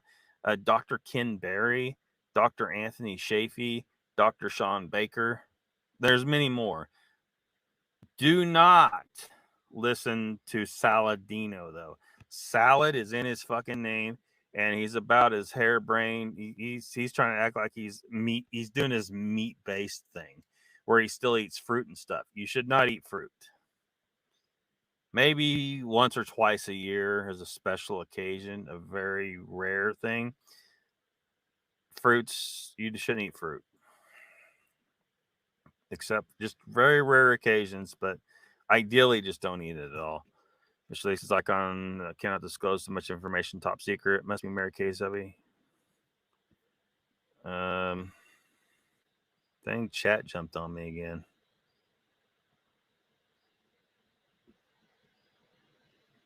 Or how far did it jump?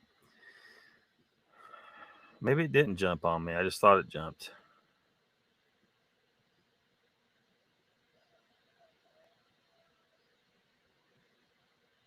$7.44 is where we're at. Okay, fair enough. Good sir. Your Cowboy, I have one. You can buy it from me. Cowboy says, wow, Mr. Lee, it's a collectible. Mr. Lee saying, hit it, knuckleheads. Oh, there you go. Thanks, Mr. Lee, putting up Bart K's channel. He's good information you can get there if you can understand him, which he's not hard to understand. He's got an accent. He can be a bit vulgar. One thing that's important about Bart Kate's channel. Occasionally, you will get to see the invisible Bigfoot penis on Bart Kate's channel. Gary says, do you believe the world really cares to what's really going on? I don't know what you're talking about there. Donald says, no, Gary, because the interactions they hear about the angels looking down upon you while you had a conversation with Argo doesn't make sense to the average person. Yeah, we don't believe whatever that stuff is. Sorry, Gary.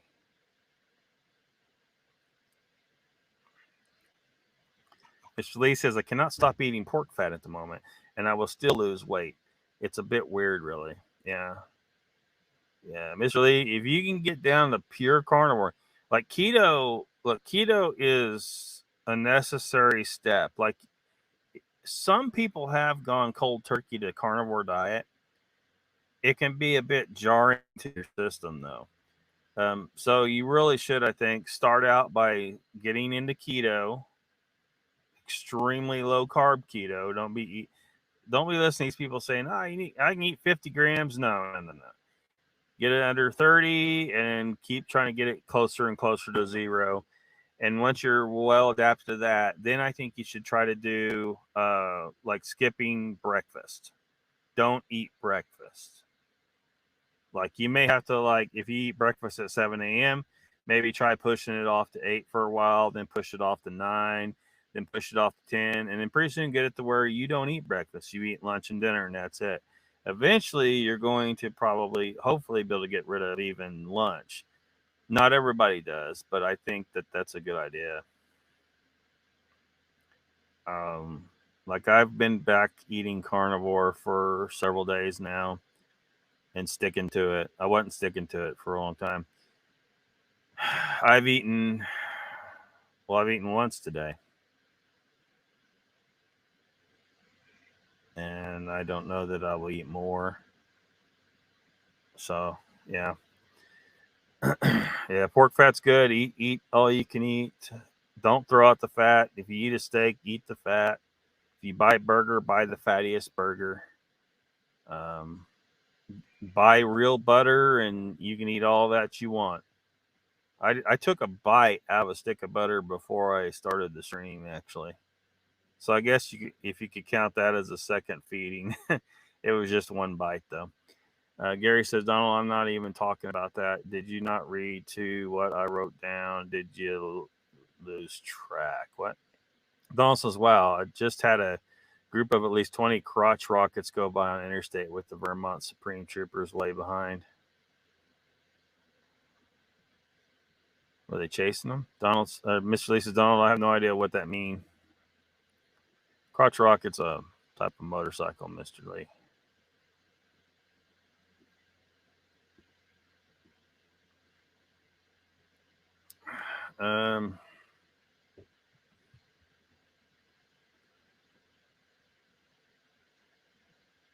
What you gonna do when they come for you?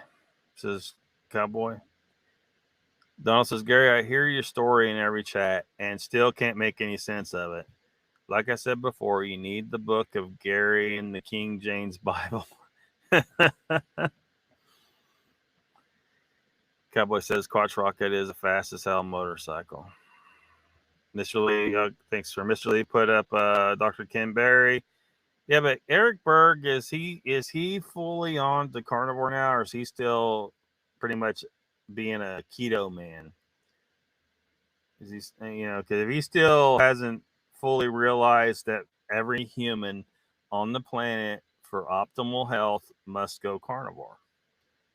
If you don't go carnivore, you must not want optimal health, and that's your business. But I'm just telling you, if you want to cure all that ails you, pretty much most everything will be cured if you switch to carnivore. Eat what your species is designed for. You don't feed a rabbit bacon, and you don't feed a lion a salad. And humans, like lions, are extreme carnivores. We don't have teeth and claws. We use tools. We make spears. We make traps. We'll light the plains on fire if we really need to, and run all the animals and see which ones trip and die or fall off a cliff or whatever. But or just end up get killed by a fire, succumb to the smoke.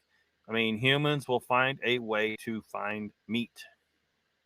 We're smart enough to do it, and we can do it any way we want. Nowadays, we're a little more humane about things. We try to make a good, clean kill.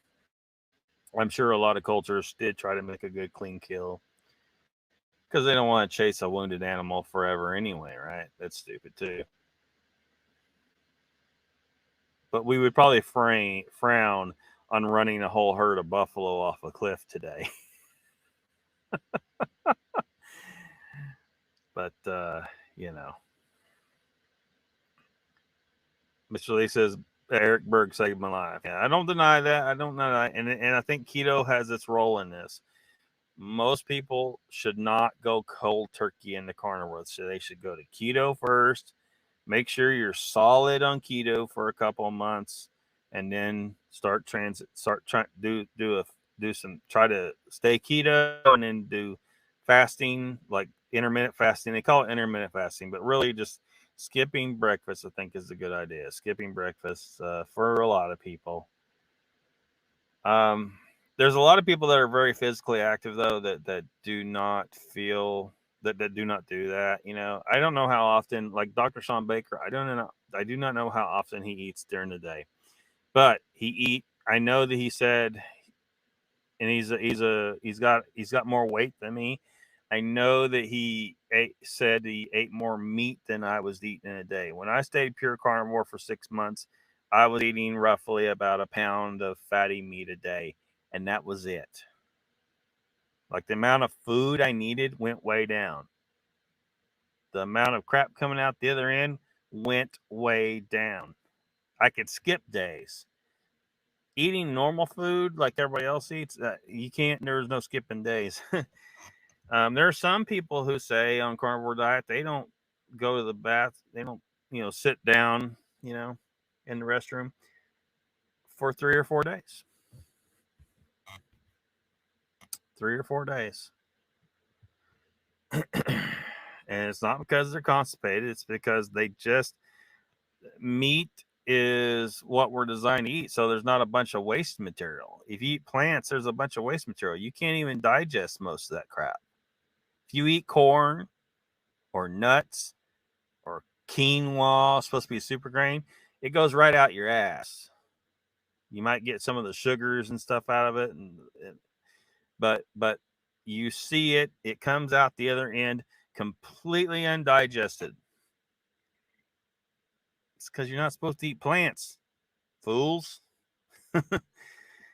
Gary says, Donald, not a bad idea. Can you put a word in for me to the pulp? Jen says, Kim Berry says a palm full of berries here and there are okay. You watched him when I watched him when I was doing keto. Yeah, I believe that if you're eating mostly carnivore, you can get away with eating a few berries here and there. But you have absolutely no necessity for eating berries. That would be, and you want to be careful not to overdo it because it's sugar. It's sugar. So you don't need sugar. Mr. Lee says, Lockbeard, I like my, dang it, the damn chat jumped on me. Mr. Lee says, Lockbeard, I like my salad and vegetables. Just saying, I never eat breakfast, just dinner. Yeah, and I don't know why do you like salad and vegetables though? I think people just get trained to liking stuff. Like you had to, because you were told, okay, vegetables are healthy, and I have to convince myself that I like it, and so you get brainwashed to liking that stuff. But I don't know, just I'd say give it a try, Mr. Lee, and see how you feel after doing it for a month of just purely carnivorous. I think it's okay to eat cheese. Some people say they can't, they even have problems eating cheese. Like they figure out that cheese causes them problems, so they got to take out the cheese as well. But cheese is still effectively animal fats and proteins, pre-digested because broken down by fungi and microbes. Never eat breakfast. Rapper says all you have to do is not eat breakfast or lunch and eat a really big before you go to bed. An hour and a half before bed, you'll be good. No bad dreams. Mr. Lee says I hate fruit, so that doesn't bother me. Yeah, Saladino's telling people to eat a bunch of fruit. Saladino's a fucking moron. Sorry, Saladino. You shouldn't eat all that fruit. I'm being mean to Saladino because I do not fucking like that guy. I do not fucking like that guy. There's something just a snake in the grass. I can smell it all over him. Cowboy says I put about a half a bottle of ketchup on my well done ribeye. Oh man. Yeah, I knew you were posting all that food, those weird food items on Facebook, but I didn't know you were actually eating any of it. Man, ribeye should have nothing on it but maybe a dash of salt. And it should be cooked rare or blue, which is more rare than rare. Icon says, I need to take this hay aroma in the garage and turn it into a Yankee candle. Damn, does it smell good. Angel says that scent would make an awesome candle. Mr. Lee says, Cowboy, you like horseradish? I love it. Jen says, Mr. Lee, eat a full tablespoon of put a full tablespoon of horseradish in your mouth and see what happens. That shit's poisonous, man. I used to eat it every so often, but now I don't touch it. It's harsh like that for a reason. You're not supposed to eat it. Jen says, Icon, I'll take one. I have to petition them. Donald says, the Yankee candle had grass clipping scent not long ago. Cowboy says, Mr. Lee, only my cheesecake. If it gets on, to send you one. Cowboy says, nuts. Yeah, nuts do not digest. Mr. Lee says, I barely eat these days. It suits me fine. I fast 3 days a month. Good for you. Like I said, Donald, they also had one called 2x4, supposed to smell like fresh cut wood. The candle stunk like feet. Lady says, raising my hand. I did the math. In order to feed the current world population meat exclusively, it would require the dry surface of the earth increased by 3 orders of magnitude to produce the meat. No, that's not correct. That's not correct. You got to think of it this way. The land has the ability to produce a certain amount of biological material if you don't focus on what it is. Now, if we're living on biological material off of the land we are cultivating and ranching now, and we end up eating less biological material when we go to carnivore, which I definitely had myself and a lot of people have, because I was weighing everything out and tracking everything. I was eating way less material. Also, it's less damaging to the ecosystem because in order to grow all these vegetables and these grains and all this stuff, you have to plow under an entire ecosystem there. Every other plant and creature has to be destroyed. A lot of things die in the plowing. Every turtle, every rabbit den gets plowed under. A bunch of baby rabbits are chopped up in the field. The vultures follow the plows for a reason, because there's all kinds of animals get chopped up by the plow. And then they spray it with pesticides and herbicides and all these chemicals. They use glyphosate. It's absolutely an environmental disaster to raise any kind of crops, as opposed to a cow that just lives in the field, eats grass. You might have to haul in hay if you don't got enough land for the cow, because a lot of people are keeping their cows too heavily stocked on the land they got, so they have to bring in hay. And they're just stuck with it because their alternative is to buy more land, and a lot of times they can't do that. So, but at least with hay, you're not plowing it under. You're just cutting, just cutting a big lawn, basically. But it's way better than plowing under the land for all these plants. And so it's just a myth that humans, there's not enough meat on the planet for humans to live on. It just is. There's thousands of other carnivorous animals out there, or millions of other carnivorous animals out there that are eating just fine off the land. There are cases of feral animals that are out of control, like here in the United States. We got these hogs. There's tons of hog meat running around in the woods. The land is producing this hog meat, right? Because the hogs are living off this land in the wild. Plenty of hogs. We got plenty of deer. We manage them, but there's plenty of deer. The deer ain't gone. Down in Australia, we could talk about Australia, where some yahoo back in the day released some camels out there, and now they got millions of camels, and they're just not eating them. They need to eat them. They could feed Australia and other countries really off of all that meat running around, not getting taken advantage of. There is plenty of meat, but you got these people out there trying to create this ridiculous idea that there's not enough meat, that humans couldn't possibly live off of. And we're not even talking about the sea right now, all the fish that could be eaten as well.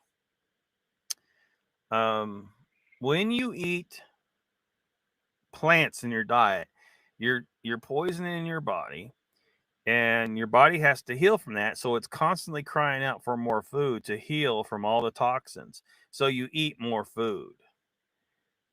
There's also the effects from the carbohydrates. The carbohydrates cause a hormonal response that tells you you're hungrier. So you eat more food. So when I'm telling you, when I was measuring my food, I was measuring what I was eating before, and then when I was eating the standard bodybuilder diet, chicken breast and brown rice and broccoli was a typical meal. typical bodybuilding meal. And then I went to keto, and then I started intermittent fasting and stuff, and went to carnivore. And what I was eating was 25 to 33% of what I used to. I was eating between a quarter to a third of the amount of food of what I used to. Drastically reduced my food. Now, and also my waist was reduced. Like, of course I wasn't measuring that, but I can tell you, I know I was putting less poop in the toilet, way less.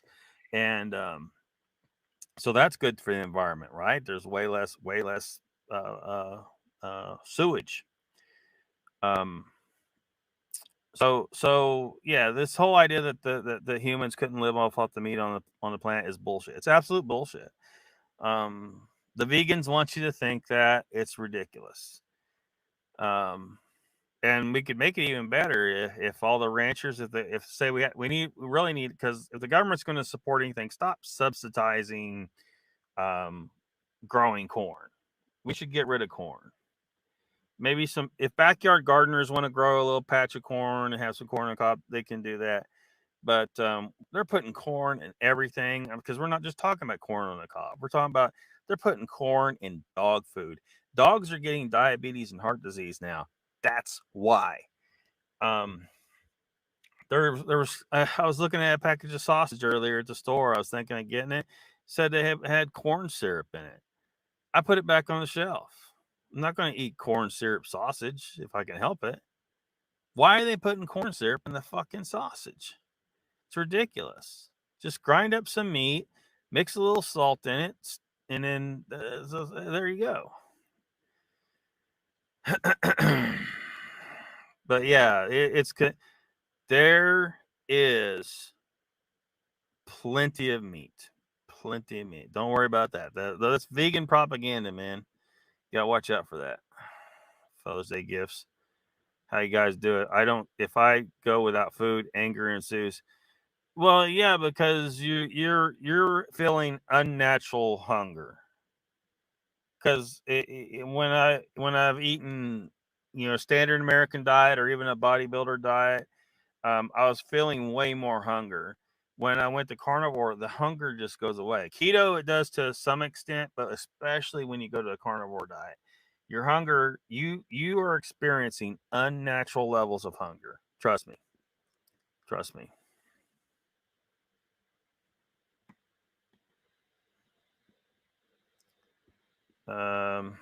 What's that? Taxes. Oh, where was that? Up here.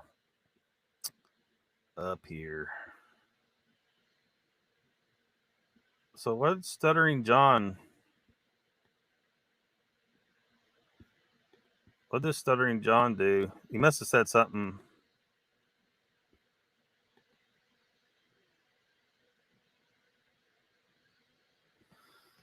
Oh, okay. Stuttering John, get the fuck out of here. We can't have that. Sorry, man. I'm all free speech and all, but we don't know who you are. You come here and start this bullshit. Yeah, get the fuck out. All right, so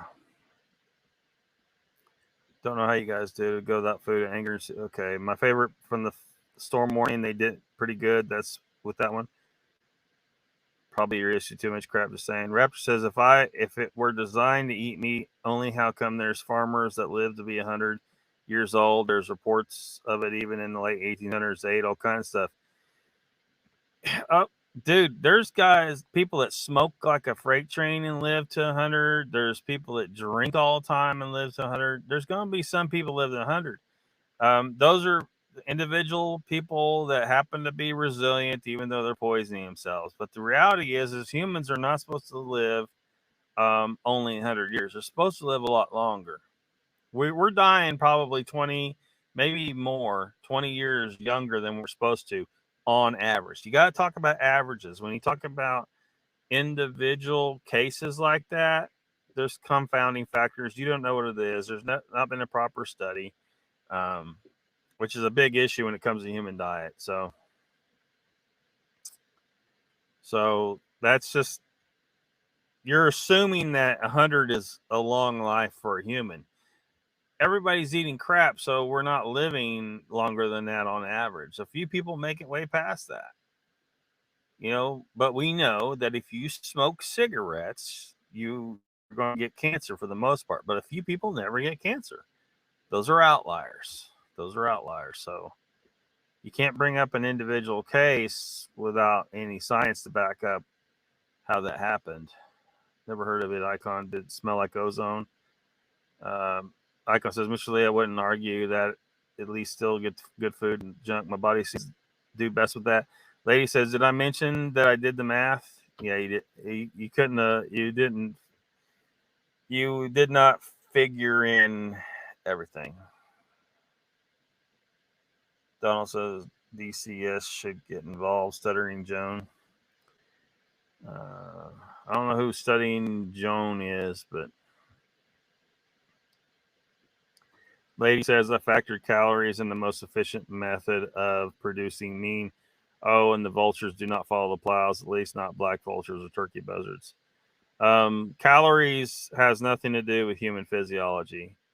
That's a unit of heat determined by burning the food in a bomb calorimeter. And humans do not have a bomb calorimeter in their stomach. That calories has nothing to do with human physiology. It's a ridiculous concept. It always was, and that really shows you how ridiculously unscientific our Food and Drug Administration is. And you know, they put calories in all the labels. Calories has nothing to do with human physiology. It's a ridiculous concept from the start. So you can find video of the whatever kind of carrion birds are following plows. Icon says, Donald, I had that smell of the rain when it first hit the dry ground combined with light floral sweetness. If you find it as a tea candle, check it out. Did you mention he did the math? Yes, I know that I said that 3 times. There are 8 billion people on this planet. Yes. And most of them are already eating meat anyway. So in my case, you know, it's probably, I don't know. I'd have to find my old journal and all my data and try to pull out like how much of my food was meat before. I suspect I wasn't eating any more meat than I did before. It's just that the plants make you eat more food because you're constantly intoxicating yourself and you're constantly sending a hunger hormonal response to your system from eating the carbohydrates. So the people would actually eat less food. They would eat way less. They would eat way less food if they all switched to carnivore. Like it's way more sustainable. Like you gotta dig in deeper to. Interesting. Like pork is my favorite meat, says Mr. Lee. I'm not so keen on lamb. Cowboy says pork chops and mashed potatoes. And Icon says, lady, we always get seagulls when plowing here. The buzzards only circle when I'm out walking the dog. Get these candles at work. Smell alone. Fruity Pebbles, milk, really good. What the fuck?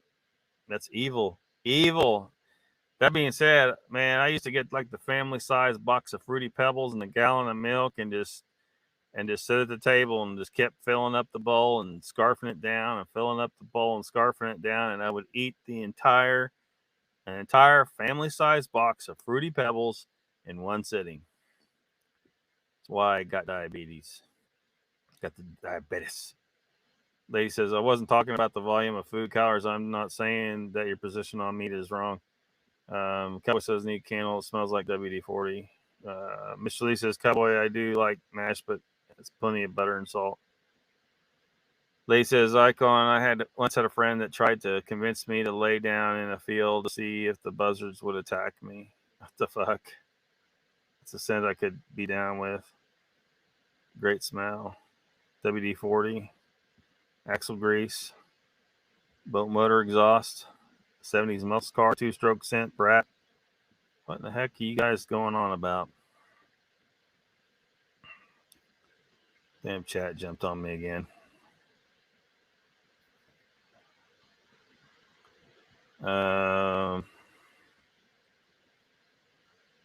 Little smoke, little burnt gas. Think you're safe. Lockbeard can random at me all he wants, whispering, I'm still right. Carbureted engine candles. Okay, starting fluid with a hint of diesel candle. What the hell? That's effed up. The stream just jumped back about 40 minutes by itself. Did it jump on you? The chat did. Well, I'm looking at here. I was typing 8 and off. It went. Yeah. Leading racing fuel was attractant scent back in the 80s. Hit the portal. Look out. Scratch Cowboy says, "Oh, here's a scent some of y'all may have never smelt. The smell of the bucking chutes at a rodeo." Yeah, I imagine if he shock a bull, he shoots a bunch of shit out. Mr. Lee says, "My mother lived till 82, smoked 2 packs a day, and drank like a fish." Yeah, sometimes people can just endure that shit. She had 6 kids. Maybe she was just badass like that, Mr. Lee. Pass on that one, Cowboy.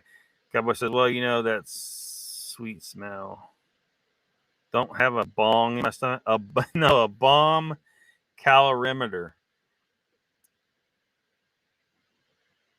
Lady says, "Your show, Lockbeard. I ain't gonna argue with you. You be a dear." Well, I promise you just gotta look deeper. Squashing Milwaukee Tallow has 1 beat. So what was the topic supposed to be tonight? We were talking about aliens. I'm trying to catch up in the chat and then show some more news videos about that. Have you been behind the bucking chutes or rodeo? Yeah, I'm sure I do. Everything cool. Fruity Pebbles sounds good about right now, says Donald. No, Kevin, is it hay or poop? Probably a lot of poop, man. Raptor says, "Sorry, I said it backwards." What did you say backwards? Still don't understand how people can eat sweet cereal. Yeah, it's bad for you. Icon says, "No, sir. The stream up and back the fuck up. I don't get it." Icon's Mr. Lee says, "Icon, me neither."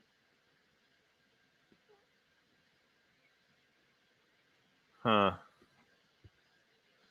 Let me jump back over here. Oh man, it's bright. StreamYard.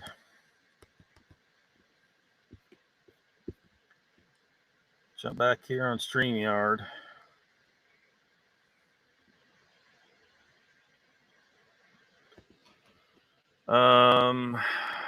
Let me see here. Showed the whistleblower. All right.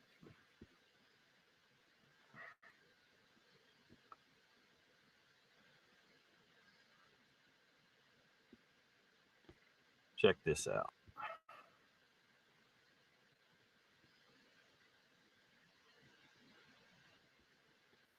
The House Oversight Committee is in the beginning stages of planning a hearing on UFOs.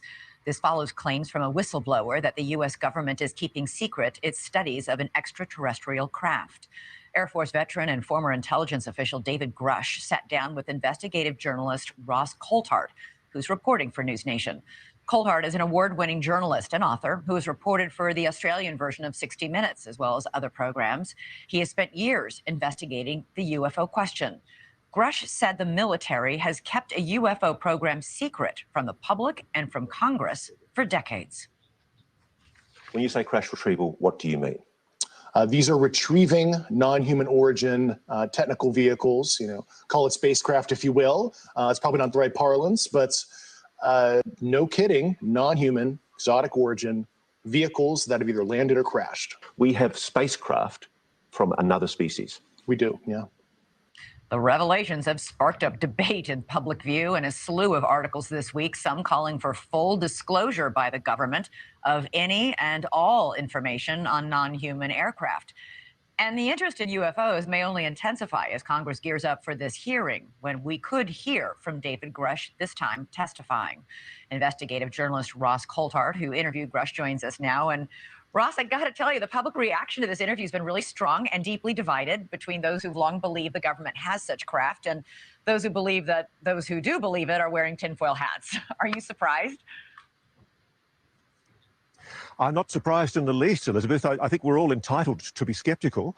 I think what Mr. Grush wants, though, is for his allegations to be tested. I mean, one of the things I think that people need to remember is he has given evidence under oath to both of the intelligence committees in the Congress, the House Intelligence Committee and the Senate Intelligence Committee. And he's also given evidence under oath to the Inspector General of the intelligence community. And his allegations have been supported by the Inspector General as being both urgent and credible. When you say his allegations were found, I mean, the IG is taking the complaint, it's urgent and credible. Is it urgent and credible that he suffered some sort of blowback for trying to make this public, or that his actual story itself about extraterrestrial craft is urgent and credible?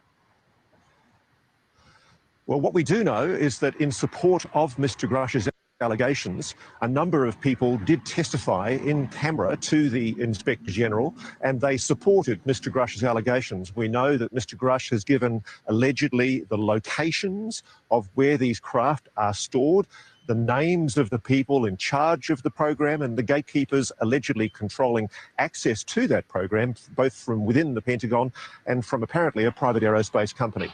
And you did very carefully vet David Grush before you sat down with him. Absolutely. Mr. Grush is, I've spoken probably to a dozen people in the intelligence community who've confirmed that David Grush is a person of absolutely impeccable reputation. He left the military in April with high commendations from his commanders. And as was seen by people earlier this week in the debrief, in the article by Leslie Kane and Ralph Blumenthal, there are people who've spoken on the record in support of Mr. Grush's claims, including a bird colonel called Carl Nell, who's basically supported the fact that, quote, we are not alone. 10 seconds. Extraordinary allegations that I know require require extraordinary evidence. But the simple fact is they need proof. I got to ask you, 10 seconds. Do you believe him? I do. I think he's highly credible, and I think his allegations should be investigated. All right. Ross Coulthart, thanks so much for joining us tonight. Good to have you on the show, and congratulations. So, if this is a psyop, this guy is testifying under oath, so, you know, I don't know. How much credibility does it give it? These people are, you know, it's the news again. They could be lying because we've seen a lot of lying from the news. So who knows? It's hard to say. Grape nuts cereal. No idea. Can bust a tooth on cereal. There must be some hard cereal. Like I said, if you've ever seen it, let me know. Interesting to see what turns up. Cornflakes. Yeah, poison. All of it's poison. Depends on what store you sell. Some American stuff for more money and some don't over there. Icon says, Jen, half mushy, crunch, more flavor. It'll hone your colon. Can you pause? I'm making tea. Honey. They don't taste like they used to here. Kind of sucks.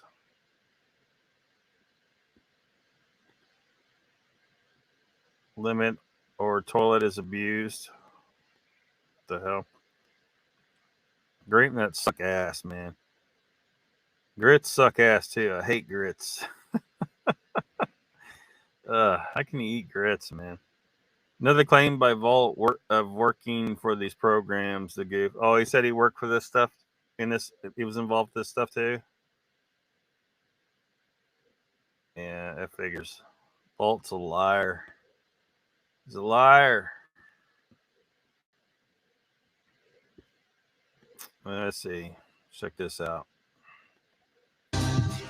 In recent reporting, author Michael Schellenberger writes that multiple sources have confirmed whistleblower David Grush's claim that the United States government possesses a number of non-human vehicles. These sources are, quote, either high-ranking intelligence officials, former intelligence officials, or individuals who could be verified as being involved in the United States government UAP efforts for 3 or more decades, according to his reporting. Schellenberger writes that the individuals said they had seen or been presented with, quote, credible and verifiable evidence that the U.S. government and U.S. military contractors possess at least 12 or more alien spacecraft, some of which they shared with AARO or the All-Domain Anomaly Resolution Office, quote, which AARO has refused to provide Congress. The office reportedly said it has not discovered any verifiable information, end quote, because it does not have the authority to verify it and may not want to verify it. Joining us now to discuss is Twitter Files author and author of Apocalypse Never, Michael Schellenberger. Thank you for being with us, Michael. Good to be with you. So, confirmation, aliens are real. This is exciting. What do you make of the baker's dozen of alien spacecraft that we have? Well, I think it's worth just pointing out that this is very shocking. The whistleblower in question, David Grush, used a term ontological shock, which is a little bit of jargon, but what he means is that the idea that we are not alone in the abstract is something that everybody, I mean, not everybody, but many people, the large majority of people agree with, that we are almost certainly not alone in the universe. However, the idea that there may already be contact or have been contact for quite a while between the US military and non-human intelligence, non-human life forms is very shocking. And it's shocking for me personally. There's things I kept out of the story that I think were just too shocking and certainly harder to confirm. But I do think it's clear that the conversation about this has progressed from the idea that the Pentagon simply has some videos to a large and growing number of people with reason to know who say that, in fact, there are non-human spacecraft. That is very intriguing that there's things that you left out of the story. I hope that you'll continue to investigate them. I'm wondering how exactly these sources determined that these crafts were non-human. Was it the material they were made out of, the method of construction? How exactly did they make that determination? Yeah, I mean, I think that honestly, there wasn't much doubt. There are programs, according to these folks, that exist to not just study these technologies, but attempt to reverse engineer them. There was some, I don't know, disagreement or different levels of knowledge about the success in that. Certainly, the idea had been that there was efforts to try to operate these craft or reverse engineers to create them. There's one very interesting story, which is that a major aerospace company apparently tried to involve greater civilian scientists and engineers to reverse engineer the vehicles because the stovepiping or compartmentalization that exists really prevents the kind of innovation and sharing of knowledge that's actually essential to being able to achieve scientific and engineering goals. And so there was a very briefly floated idea to involve a larger number of scientists and engineers that was apparently rejected by the Pentagon. So these are, look, extraordinary claims require extraordinary evidence. At the same time, extraordinary claims, you don't need extraordinary evidence to simply investigate them. And the claim here is that these craft are real physical objects. This is not a mass hallucination, that they exist in specific military bases or in contractor facilities, and that members of Congress could go and actually find these facilities or go and actually make sure they get their way in there and try to find these craft themselves.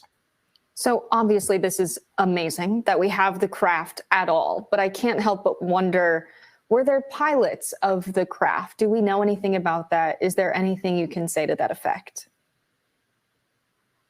David Grush, the whistleblower, did say on News Nation that there were, in some cases, non-human pilots. What? I did have confirmation of that from one of my sources. I kept it out of the story in part because it was one source, and also I felt like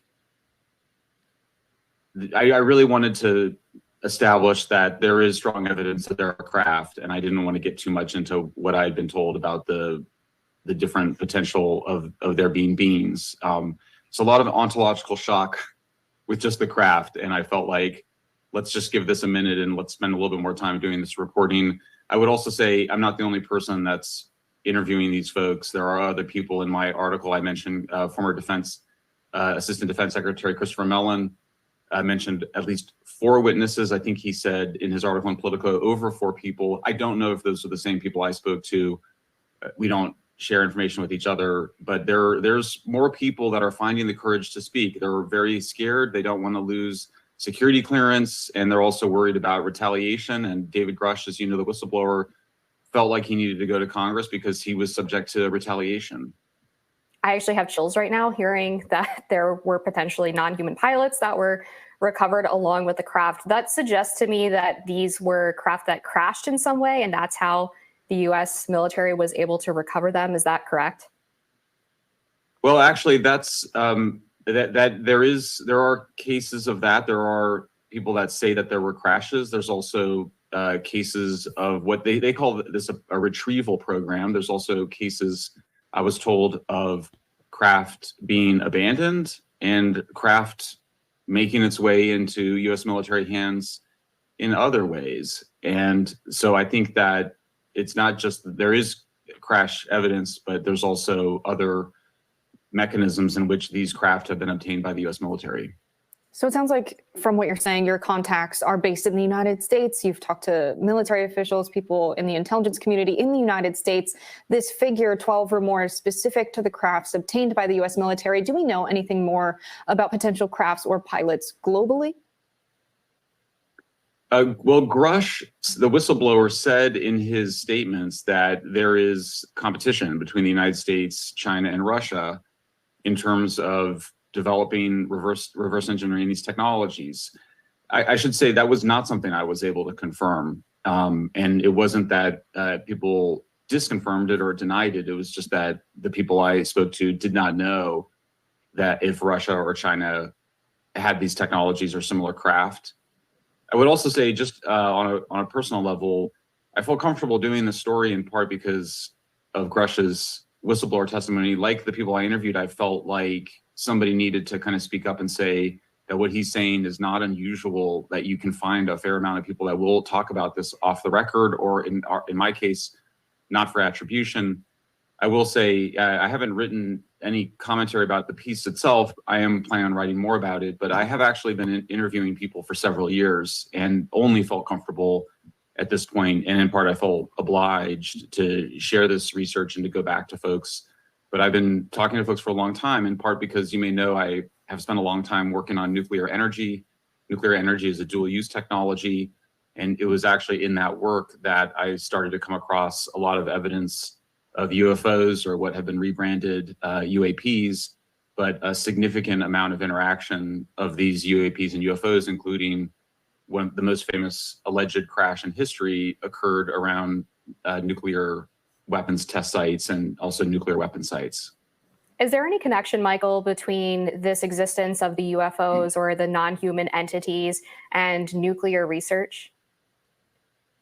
There's definitely something going on that I certainly don't entirely understand. There's, in fact, there's a major book. I've interviewed the author of it, called UFOs and Nukes, that describes many cases of anomalous UFO activity around nuclear weapons sites, but there's also been significant UFO sightings and reports around nuclear power plants. The nature of those interactions suggests that whatever is behind those craft is expressing some concern around these sites. I'm very reluctant to get too far into it, in part because I'm a big supporter of nuclear energy. I think it's the only way to really address climate change and other important environmental issues. So, but nonetheless, nuclear obviously is as a weapon, is a very powerful and potentially dangerous technology. And so it does seem like there is something big going on there. And I would just note, we have civilian control of our military in the United States. And we've now done stories on FBI whistleblowers, and we're very concerned about the role of the intelligence community in encouraging censorship by social media platforms. And for me, even though I have been looking at this particular issue for a long time, we have a situation here where we have a very important whistleblower who the intelligence community's inspector general said has credible and urgent information. We have the DoD's special department on this, which is called ARROW. In April, the director of that program said that there was no credible evidence. The inspector general contradicted that. That now the DoD spokesperson told us and others that there's no verifiable evidence. However, this evidence does appear to be verifiable. You need to go into these facilities and look for these craft. I think there may be resistance, but again, we have civilian control over our militaries.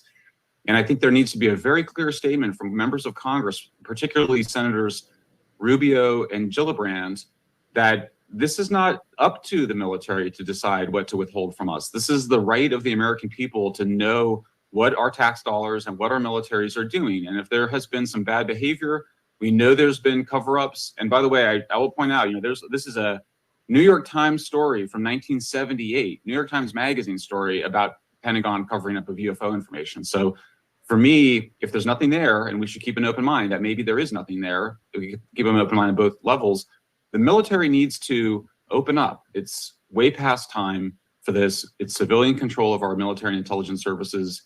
And I'm afraid that we're not seeing the levels of disclosure that I think that we deserve to see. It is ontological shock, but I do think we are grown-ups and we're capable of dealing with whatever the truth may be. Absolutely. Couldn't agree more. This is in the public interest. So thank you so much for joining us, Michael Schellenberger, and congratulations on the good reporting. Yeah, they definitely should give us all the information. It's definitely wrong to withhold this from us. Looks like you guys are talking cars, transmissions. There was some food talk. Mr. Lee says, this is scaring me. Well, here's my thought, Mr. Lee.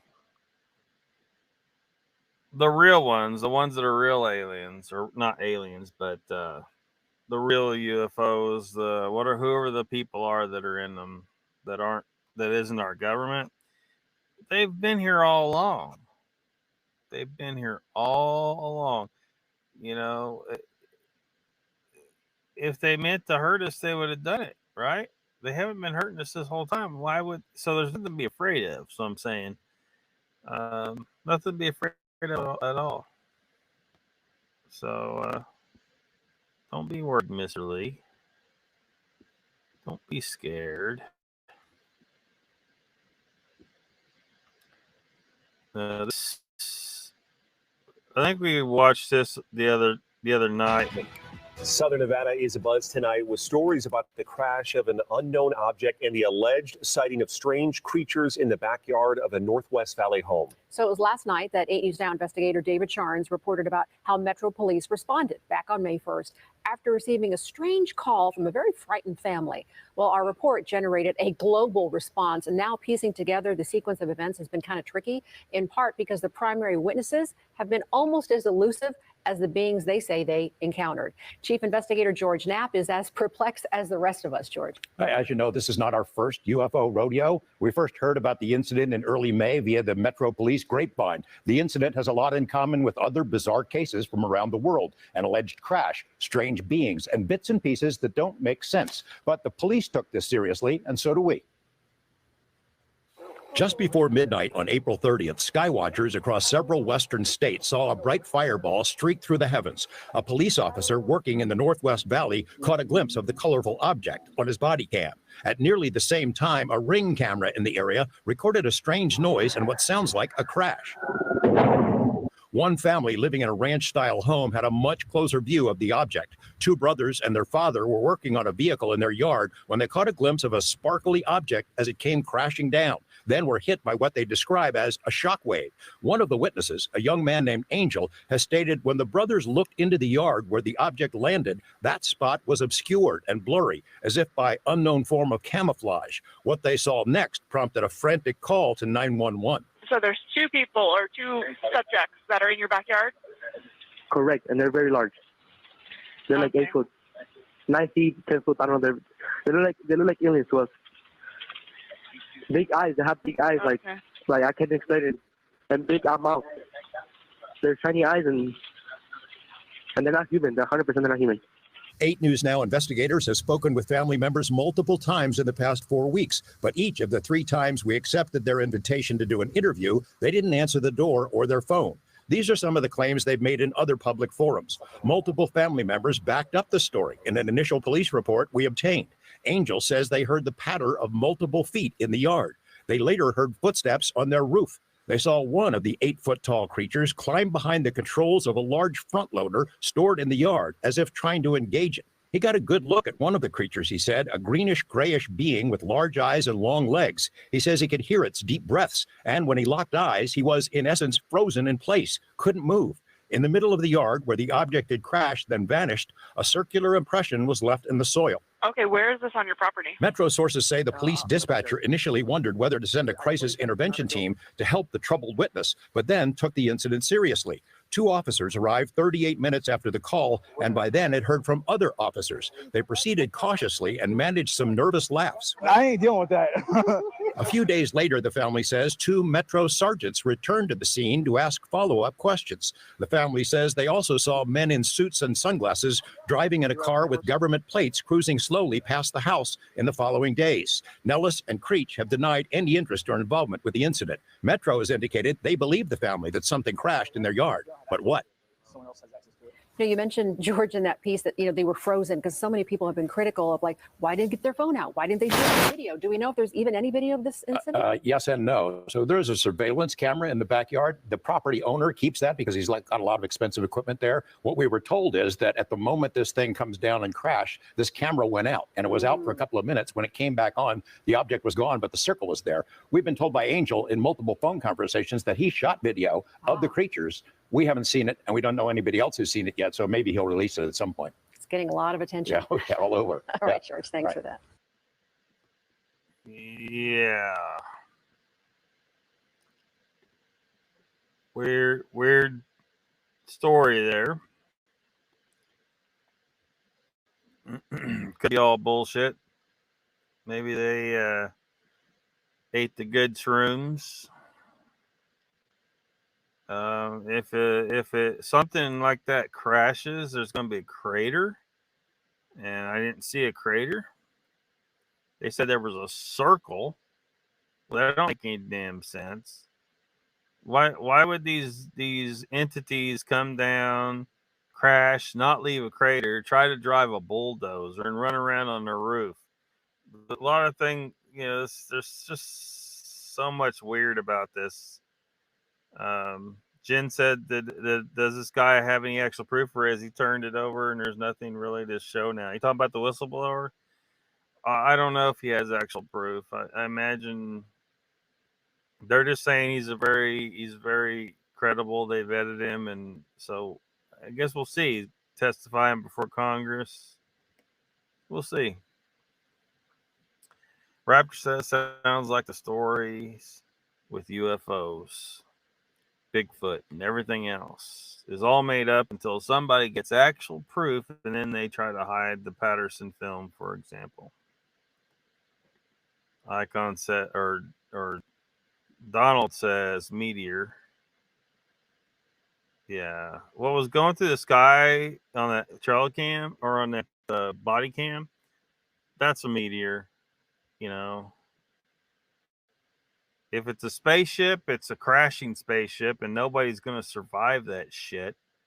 And to be out there behind the place playing around on the bulldozer, that's ridiculous. So the meteor has nothing to do with whatever those guys saw behind their place, and I'm not sure what to make of that. Mr. Lee says he believes it, though. Icon says I actually can. Hold on a second. I actually can join in on one of these far out UFO shows. I saw 3 come in off the Lake Michigan years ago. It was wildly reported on Art Bell for both sides of the big puddle. Oh, didn't pop up. There we go. Mr. Lee says, I have become frozen at times.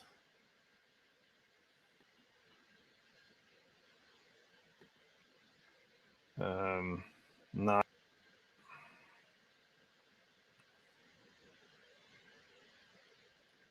Oh, Uncle Bone says, Icon, many nights in a tractor, Art Bell as company. Yeah, a lot of us used to listen to some of that Art Bell stuff.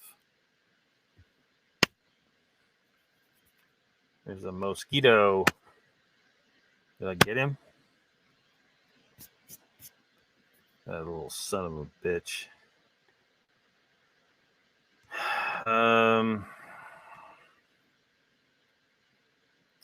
Icon says, and where was it Art had to flee to? Was it Cambodia, Thailand? Mr. Lee says, why to Icon, why haven't you told us about your encounter? Icon says, I really miss listening to Art Bell. I thought I had brought it up before, says Icon. Donald says, Lockbird, you see Biscardi is going to Thailand to research Bigfoot? Well, I mean, Biscardi's bullshitter. Isn't he a little old for this shit? And here's the funny thing. We got Bigfoot in America. Why the fuck does he got to go to Thailand? Look for him here. You lying ass bitch. Jen says, Icon, do you ever hang out? Do you ever do hangout streams these days?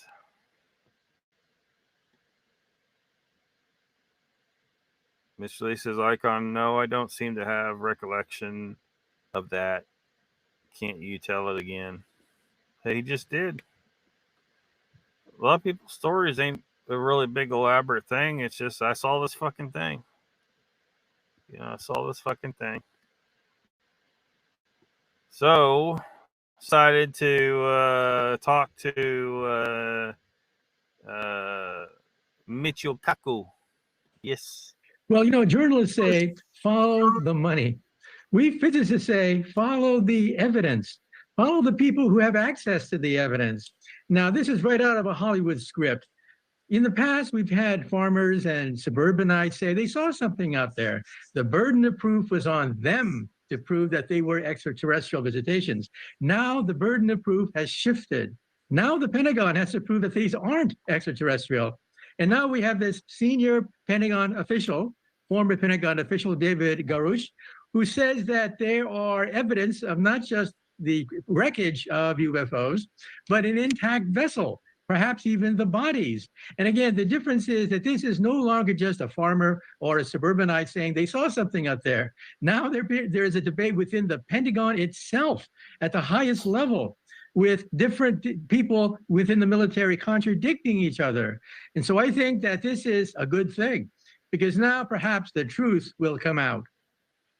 So one of the claims that David Grush makes is that the evidence he has witnessed suggests that of the crash wreckage, some of the crash wreckage that's been retrieved, the elements are not of human origin. And he also states that they've recovered pilots, maybe singular, but it seemed as though it was of non-human species. And I can only imagine that that sort of gets your spidey senses tingling. What are your thoughts about that kind of possibility? Well, I'm a scientist. We have to be open to the truth and to data. That's what we physicists work on. The more information we get, the better. Now, so far, we have not seen the smoking gun. We have not seen evidence of DNA, for example, from these alien bodies.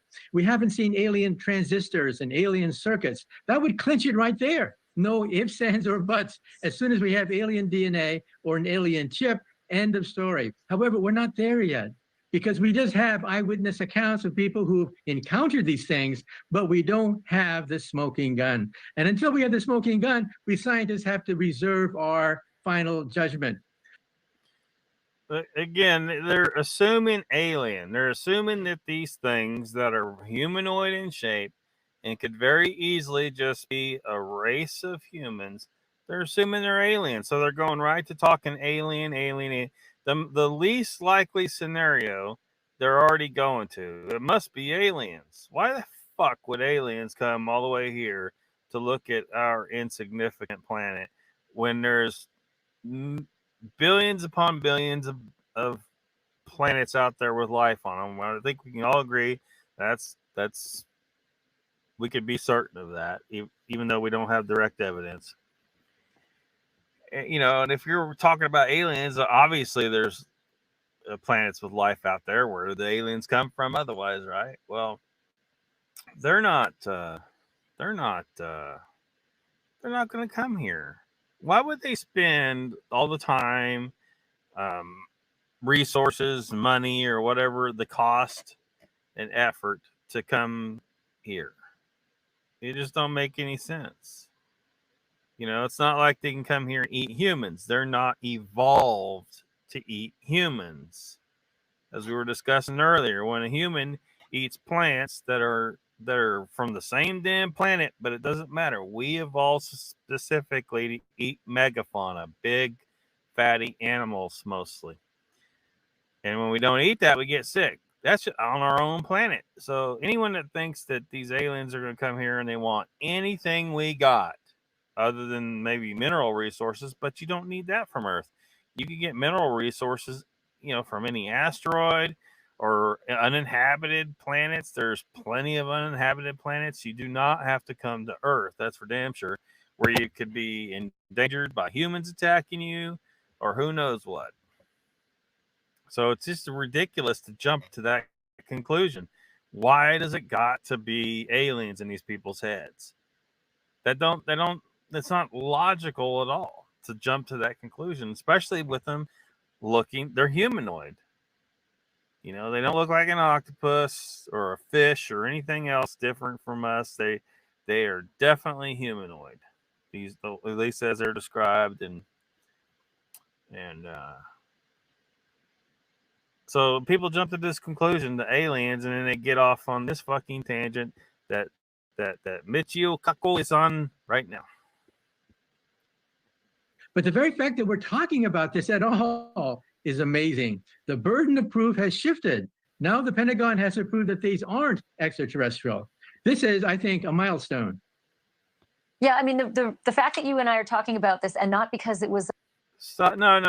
Nobody has to prove these aren't extraterrestrial. Whoever claims they're extraterrestrial, that person has to claim they're extraterrestrial. The burden of proof is on them. I mean, I thought you were a fucking scientist, Mitchell. On, you know, News of the World or a supermarket tabloid. It's pretty remarkable. This is coming from a man who was an Air Force veteran, former member of the National Geospatial Intelligence Agency. He's a whistleblower. He's not, you know, a quack. And so I'm, you know, on one hand, I can't quite believe that there's a non-human pilot that was recovered. On the other hand, sometimes I wonder if we just think we're way smarter than we are. And by the way, Dr. Kaku, you're one of the smartest people I've ever encountered. Do you sometimes think we're only at the nascence of universal knowledge? Yeah, I think we're just beginning to understand how gorgeous this universe is. The fact that we've now seen so many planets orbiting other star systems, they could be homeworlds to other intelligent beings. And we now have a census of the Milky Way galaxy. Every star on average has a planet going around it. In other words, think about it, 100 billion planets minimum in your backyard in the Milky Way galaxy. And that's why I think that to assume that there's nobody out there is ridiculous. Of course they're out there. The only debate is whether or not they can reach us, but yes, they are out there. Well, then there's the debate, discussion, or fear. You can pick any of those, that they may be unfriendlies. They may be hostile. They may look at us as a nuisance rather than something that's fascinating, if that is the fact, if they do actually exist. Can you speak to the issue of hostility? And this, it seems like we're talking pie in the sky here, but if there is an issue of hostility, do we globally have a scientific community that can convince our political leaders around the world that we are far stronger as one than trying to be the leaders in whatever our programs are discovering? Well, if you walk down a trail in a forest and you encounter a squirrel, do you go out there and try to conquer the squirrel and his habitat? No, maybe you want to try to talk to the squirrel. Eventually you get kind of bored because the squirrels don't talk back to you. But in the same way, if the aliens can reach us from outer space, they are hundreds, thousands of years more advanced than us, and we're simply not a threat to them. They could have done damage to us decades ago, but here we are talking about it. So I don't fear for them. However, there's always a possibility of what happened to Montezuma in Mexico City when Cortez and his troops came. The Cortez had gunpowder, he had the horse, he had, we think, smallpox. He had all the weaponry necessary to devastate the Mexican civilization. And so I think that we should not reach out to them and advertise our existence until we know what their intentions are. So I'm all in favor of the SETI project, which is to scan the heavens to look for intelligent life in outer space. But I don't think we should deliberately announce our existence to the alien neighbors we have in our neighborhood until we find out what their intentions are. I'm with you, but I always have been and I always will be. And if they do prove to be real, I'm going to be in your backyard asking to hang out with you while we figure this one out. Dr. Kaku, thank you so much. I'll just remind our viewers that your book is Quantum Supremacy. This conversation. Oh my God. It's using that word quantum. Icon says Kaku is a number crunching butt munch. Yeah, and as we can see, because Icon, you find him over in the chat over at the Tattooed Monkey stream on Theoria Apophysis, Ken Wheeler, and as he knows from being over there, or for all we know, he gave Ken the idea. Quantum is a bullshit word. People trying to make shit sound smart, they just put the word quantum behind it, and then suddenly it's this mysterious, scientifically advanced thing they're talking about. I ain't even going to try to understand that shit. That's why that one douchebag wrote the book Quantum Bigfoot, right? Because he's a fucking moron. He think he made himself sound smart because he put the word quantum in his book title. That guy probably don't know shit about quantum physics. And he don't know enough about it to see the holes in it and understand that he, in the title of his book, basically he titled his book Bullshit. And doesn't even know it because he don't understand. He don't fucking know. But Icon knows. Jen says, gotcha, Icon. We had... a lot of fun with those. Danny says, Kaku, he's named after the Hawaiian word for poop. He's Mr. effing know-it-all. Yeah, doesn't Kaku know that I'm the one that knows it all? What the fuck's wrong with him? Danny says, why do we go to Mars? Because we can maybe... They're explorers. There's a possibility for that, but what's going to happen? I can tell you what's going to happen. We might go to Mars, and we're going to find out that it's not some easy thing to terraform a planet that's of a drastically different mass from ours. Like, we can't live there. If people start living there under that low gravity, unless we could find some way to beat that issue, those people will not be able to come to Earth because they'll fall down on the fucking ground. they'll be too weak. It's like people go up into space and they have to exercise. Well, what'll happen if people live on Mars is they won't even bother anymore. They'll just and then of course there's going to be health problems that are unforeseen from long-term existence on a planet that doesn't have the right gravity to it. And we'll eventually get to the point where we'll realize that the best place to be is Earth. It's the safest place to be. If we want to see what's on other planets, just send a probe and transmit the data and images back. Send a robotic probe. Why would someone want to, especially if it's going to take years off their life to go to this place at extreme a risk to their lives, and it's going to be extremely costly. Of course, who's going to pay for it? Because a lot of people don't want to pay for this shit, right? So it just doesn't make any sense to explore off planet in that way with sending actual people. Do I think we need to be ready to leave the planet if necessary? If there's an asteroid so big that we there's nothing we can do to stop it, and it's going to obliterate the planet, and we know it's coming. I think we need to be ready to totally evacuate the planet, and have artificial habitat created, which would take, well, it could take 1,000 years to build what I'm talking about. It could take 1,000 fucking years, but humanity isn't that doesn't have that kind of forethought.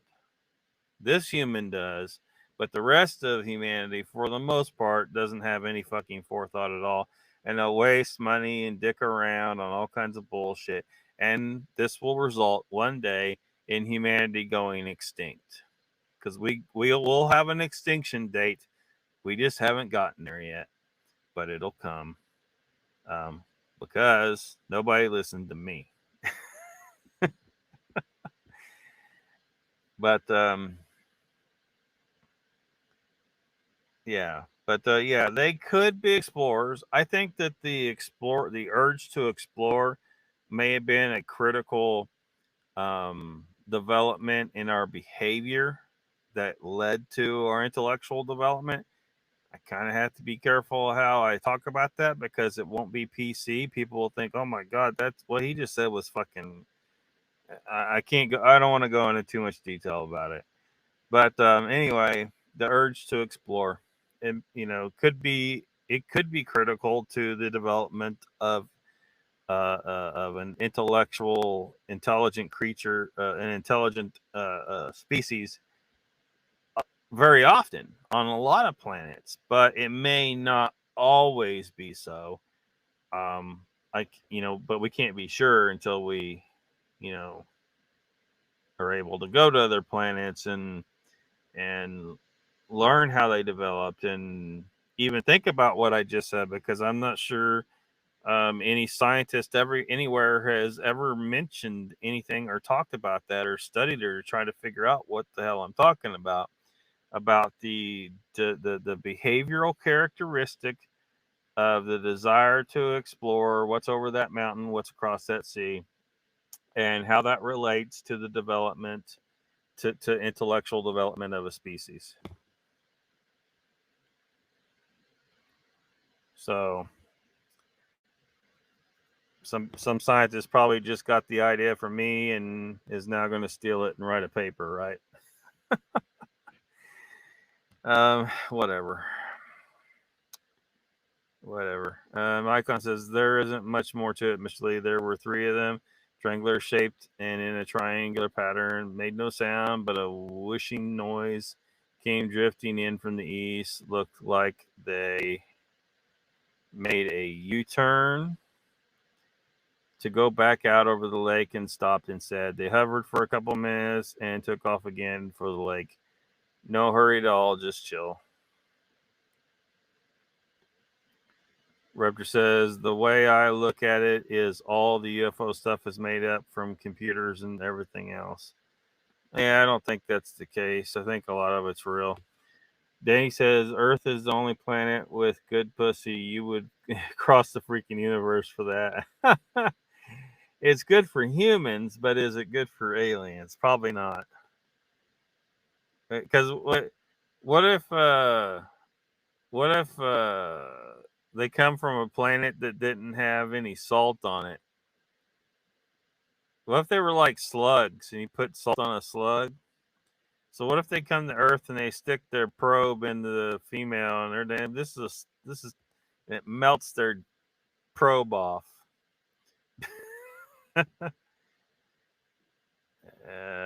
Say Earth chick, Danny Sinton and Earth chicks are easy. Man, that was a stupid movie.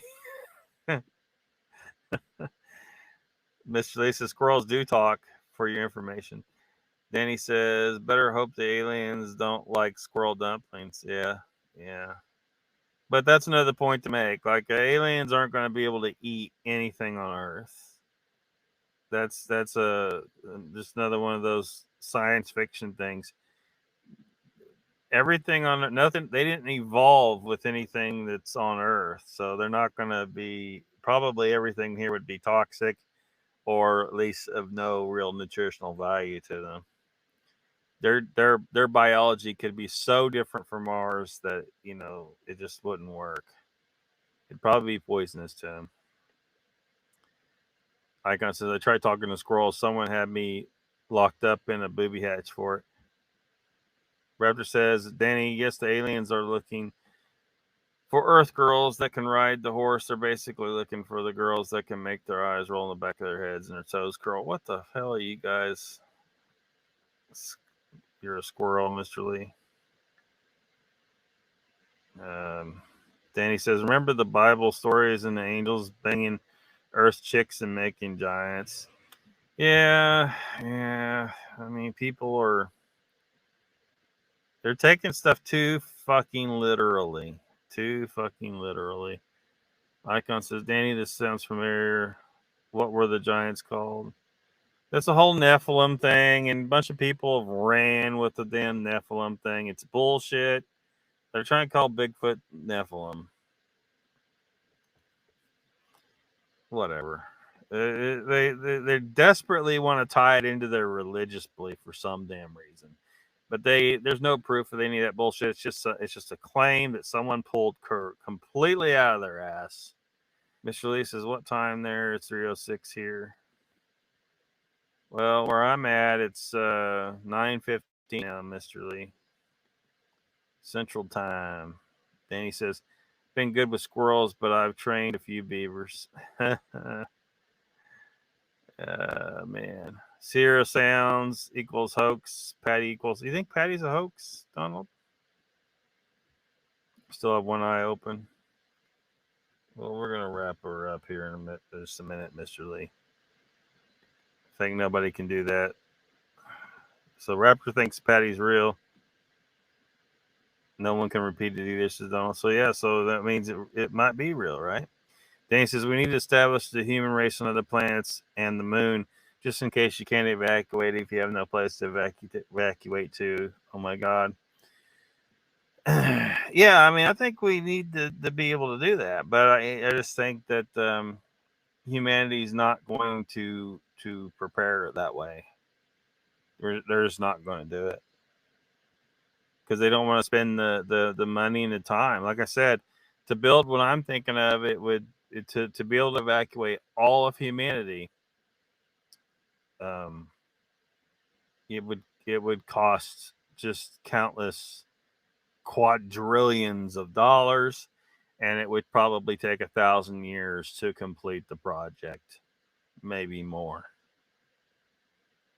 And every day we're at risk of getting hit by another asteroid and knocking our civilization's dick in the dirt, and then we'll have to start all over again if anybody survives. But every time one of those asteroids hits, there's a risk that humanity will be extinct. But at the very least, civilization will have to restart, You have to start all over again and hope to hell that maybe the next civilization will have enough sense to prepare better. Be able to evacuate the planet if it's about to get hit by an asteroid again. Save everybody's lives, save a lot of, animals as well, basically an ark. But you're going to need to be able to have, but if time's of the essence, you don't want to wait. So you need to have this habitat ready, in space that has entire ecosystems inside it and plenty of animals for us to eat. And they're just not going to do it. So we're doomed. We're basically doomed ourselves because we're never going to do what we need to do. Representative Donalds, that's what I said in the first comment, or did I say it wrong? Mr. Lee says, I'm crashing Lockbeard. Well, we're about to quit anyway, Mr. Lee. Good night, Mr. Lee. Everybody's saying good night, Mr. Lee. Icon says, I did figure out a few years ago that the triangular craft were second-gen military drones. Donald says, poor human women dealing with alien probes. Danny says, LOL, here's a thought. What if the aliens are homosexual and all those anal probes wasn't what you think? Yeah.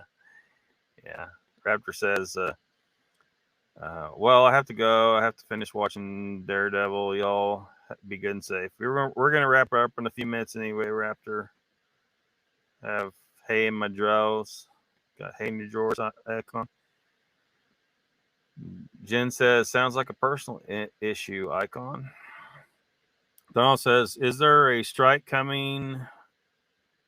Valentine's Day 2034? What is that about? Danny says, oh my God, really? If they spent half of what the world is spending on that stupid war over radioactive Chernobyl, we could have a moon base. Yeah, but they're not going to do it. We know they're not going to do it. I mean, it'd be nice if they would do something, but they're not going to do it. I think that the moon is not an option, though, because it's already occupied. Like, somebody built the moon. So, and a lot of people when you say that, they just completely shut down because they don't want to listen to the evidence for it. Whatever. But it could be that there was a person like me in the last civilization that's what they built, and they maybe they evacuated most of their civilization there. But that moon, it was artificially constructed. It's not a natural satellite. It's an artificial satellite, guaranteed, and occupied. And that could be where a lot of these alien craft are coming from, or these so-called alien craft are coming from. Oh, asteroid coming 2034. Might be the big one, huh? That might be the one that gets us in 2034.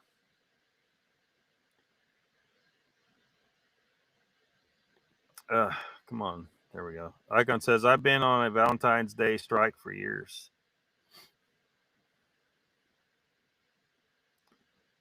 And he says the moon was like a Death Star. It's a relic of the past world. Well, I don't think it's a Death Star,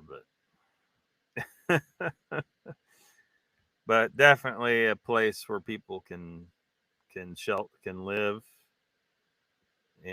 inside it. It's hollow. It's hollow. Danny says we should take it over. Well, here's the thing. Whoever had the technical capability to build that moon, and they built it thousands of years ago, is way more advanced than we are today, and can probably turn off all human life on the surface of the planet anytime they want with great ease. So I don't think we're going to be taking over the moon. Donald says night, folks. Thank you, Lockbeard. Thanks, Donald, for hanging out. We gone way over time.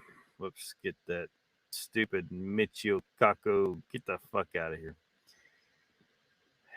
So we're going to wrap her up. Danny says millions of years ago, and they're probably mostly dead now. Well, I don't think it was millions of years ago because, there's talk, of ancient legends of the time before the moon. Like humans remember it. So something's up. So I think it's thousands. We're talking thousands. Somewhere in a range of 11,000 to 50,000 years ago. Somewhere in that range. Lady says, time for the dog out. Bedtime is a blast. Thank you, Lockbeard. Thanks, lady. Thanks for hanging out, everybody. Take her easy. And I'll see you next time.